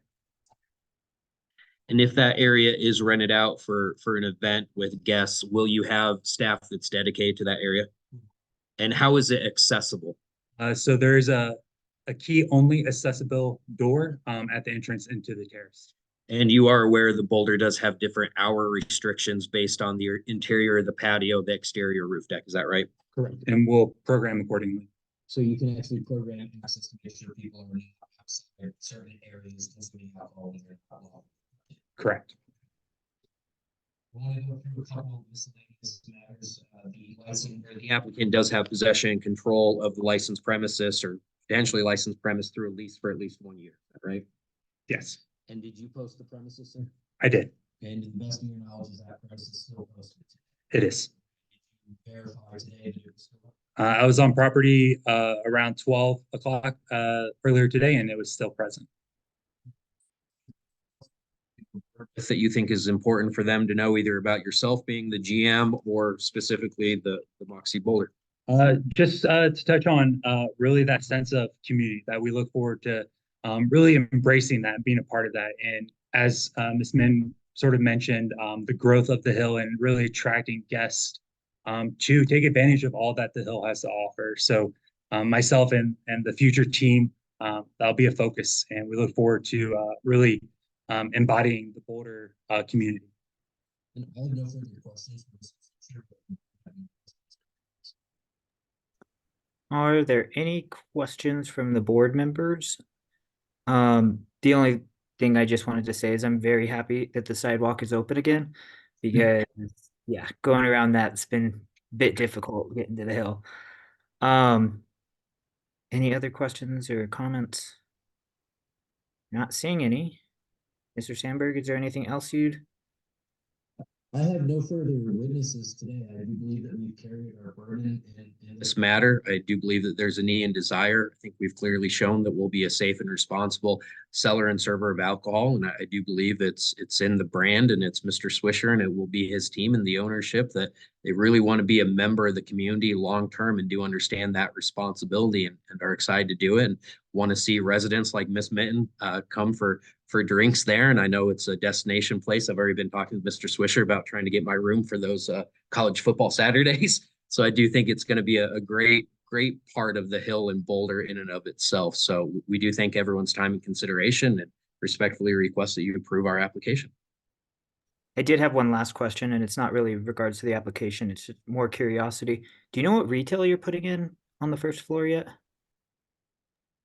Happy to answer that.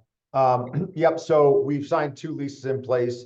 The first one, which is closer to the entrance on the hard corner of Pleasant and Broadway, is called Mr. Oso. It's a Mexican restaurant.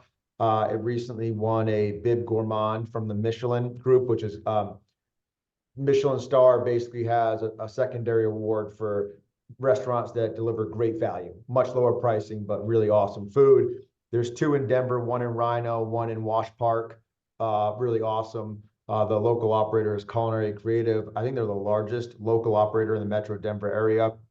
And then the second retail place is Aviano Coffee. That is we have 2 spaces in Cherry Creek, 2 opening up in the airport, but great coffee from Intelligentsia. Hopefully you want to make that another local hangout space as well.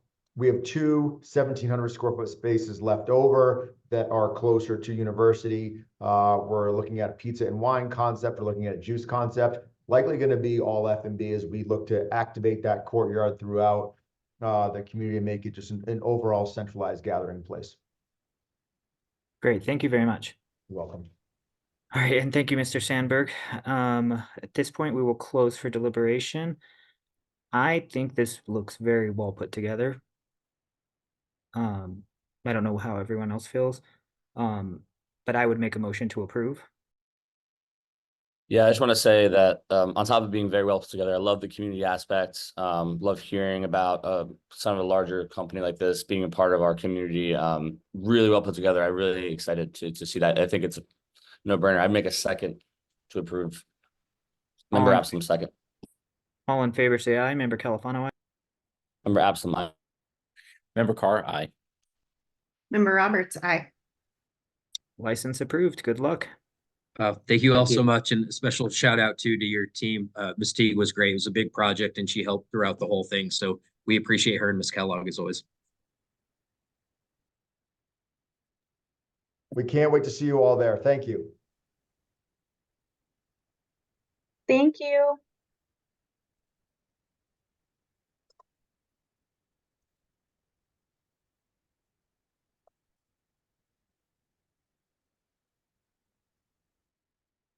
Give me 1 second while I get everyone where they're supposed to be. Okay.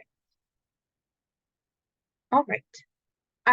Next we have agenda item 10, matters from Assistant City Attorney. And Roberto, if you have anything. Nothing for the group, thank you. No problem. Agenda item 11 is matters from the licensing clerk. There was no boundary settings for this hearing. And then on your agenda, you'll see there's 3 liquor license transfers that are being currently processed. And then no breweries, wineries, or distilleries. You'll have your special event permit list, and then your liquor license renewal event list is in there. Kristen and I will touch on the BLA retreat and board recruitment. We'll go in opposite order because I think Kristen probably wants to talk about the retreat, but we did have interviews for board recruitment. We ended up with 1 candidate for the Beverage Licensing Authority, and they did interview. We originally thought that City Council was going to do their appointments on March 7th, but now they're doing them on March 14th. So you'll know after March 14th, which unfortunately is after, I think, our March hearing. Is that true? Yeah. Oh, no. That's the week before our March hearing. So that's good. So we'll let you know the outcome of that. And I think that is all that we have for recruitment. Kristen, unless you have something else. Thanks, Caitlin. The only other thing I wanted to mention for recruitment, so Caitlin mentioned that we only have 1 applicant for BLA, and we'll have 2 open seats beginning in April. So member Absalon, if you would like to continue serving in your seat, and if you do still qualify under the residency restrictions, you do have the option to continue until your position is filled. We're planning to do a mid-year recruitment in June or July and hopefully recruit another member, but you do have the option to continue serving if you meet the requirements and if that's something you're interested in doing. Mike, it's not an option. Yes, I will still meet the I second requirement. And certainly would stay on and serve as long as as long as needed until we fill the seats. So with my technically my term ends what, in March? Yes, technically your term Okay. ends at the end of March, but you can continue until mid-year recruitment. Yeah, my requirements for residency will be final, and I will be back full-time in Boulder in the spring. So I will certainly stay on as long as I'm needed and will serve. So, and I mean, Chair Califano made it clear, so I don't want to get in trouble. Well, that's great news. Thank you. So did anyone have any questions about BLA recruitment or before we move on to the next topic? Is the candidate female or male? Male? We can't know anything about them until they go before council. Actually, their applications are published online somewhere. Caitlin, do you know exactly where those are located? They are available to the public, though, to review. Yes, they are on bouldercolorado.gov on the boards and commissions website. So the easiest way to get there is just to search Boulder. And when you get to bouldercolorado.gov, just search boards and commissions. You'll find out the site. Thank you, Caitlin. So next on the agenda is the BLA retreat. So last month, the board voted to move the retreat date to April 10th. Unfortunately, we had some staff conflicts and we're not able to facilitate that date anymore. So we wanted to know if the board is available for some dates in May instead, perhaps Wednesday, May 1st, or any other dates that the board might be available.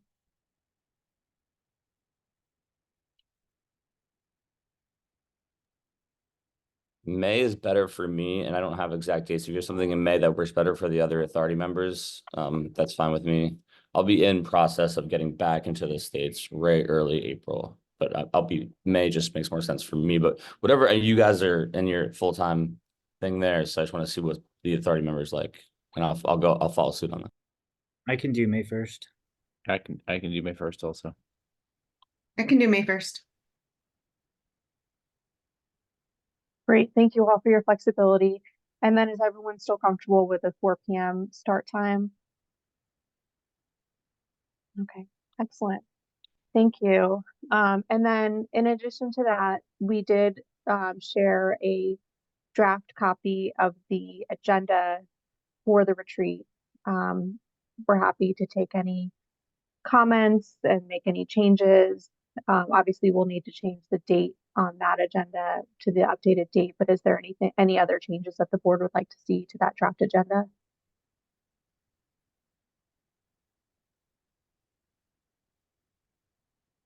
Okay, great.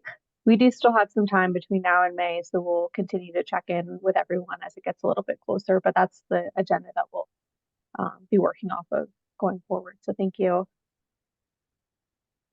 And then the last thing I wanted to mention, Caitlin had circulated an exhibit before the meeting regarding a request from City Council for feedback from boards and commissions. So as you can see in that exhibit, City Council has requested feedback from all of the city boards and commissions on goals for the upcoming year. It's optional, but if you all did want to provide feedback to council, this is a really good opportunity to do so. In that exhibit, we also included a draft template of the memo. You don't have to use that template. It was just something to kind of get the conversation started. But we wanted to see if that's something that the board wanted to discuss and staff could help draft. The deadline to submit it to council is March 22nd. So we have this meeting and the next meeting to get that finalized if you all would like to provide some feedback. So with that, I'll open it up for any questions and discussion for the board. I don't think I have any personally.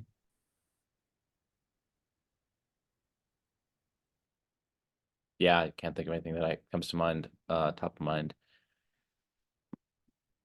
I'm interested to hear about how this parade goes this year. I'll do So, a little recon. well, member Carr, that was what a great stipulation to put on there, because I'll be interested to see what the officers in town have to say as well. So thanks for doing that. Yeah.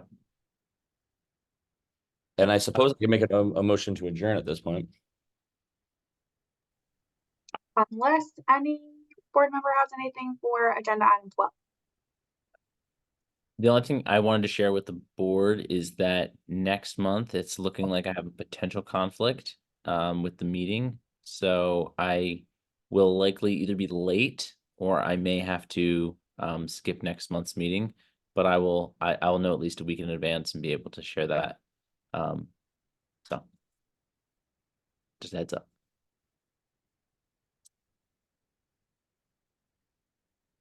I don't have any conflicts on the 20th of March, so I should be good as well. I should be good as well. and will we have a new board member at that point, potentially? Not in time, right? Not until the next one. Okay. I believe that they don't get to start until April 1st. Right on. So they're appointed on the 14th and then they can't start until April 1st, unfortunately. All right, well, member Califano would second Mr. Absalom's motion to adjourn. And all in favor say aye. Member Califano, aye. Member Absalom, aye. Member Carr, aye. Member Roberts, aye. We are adjourned at 5:23. Thank you. Thanks, everyone. Everyone. Great Wednesday. Adios.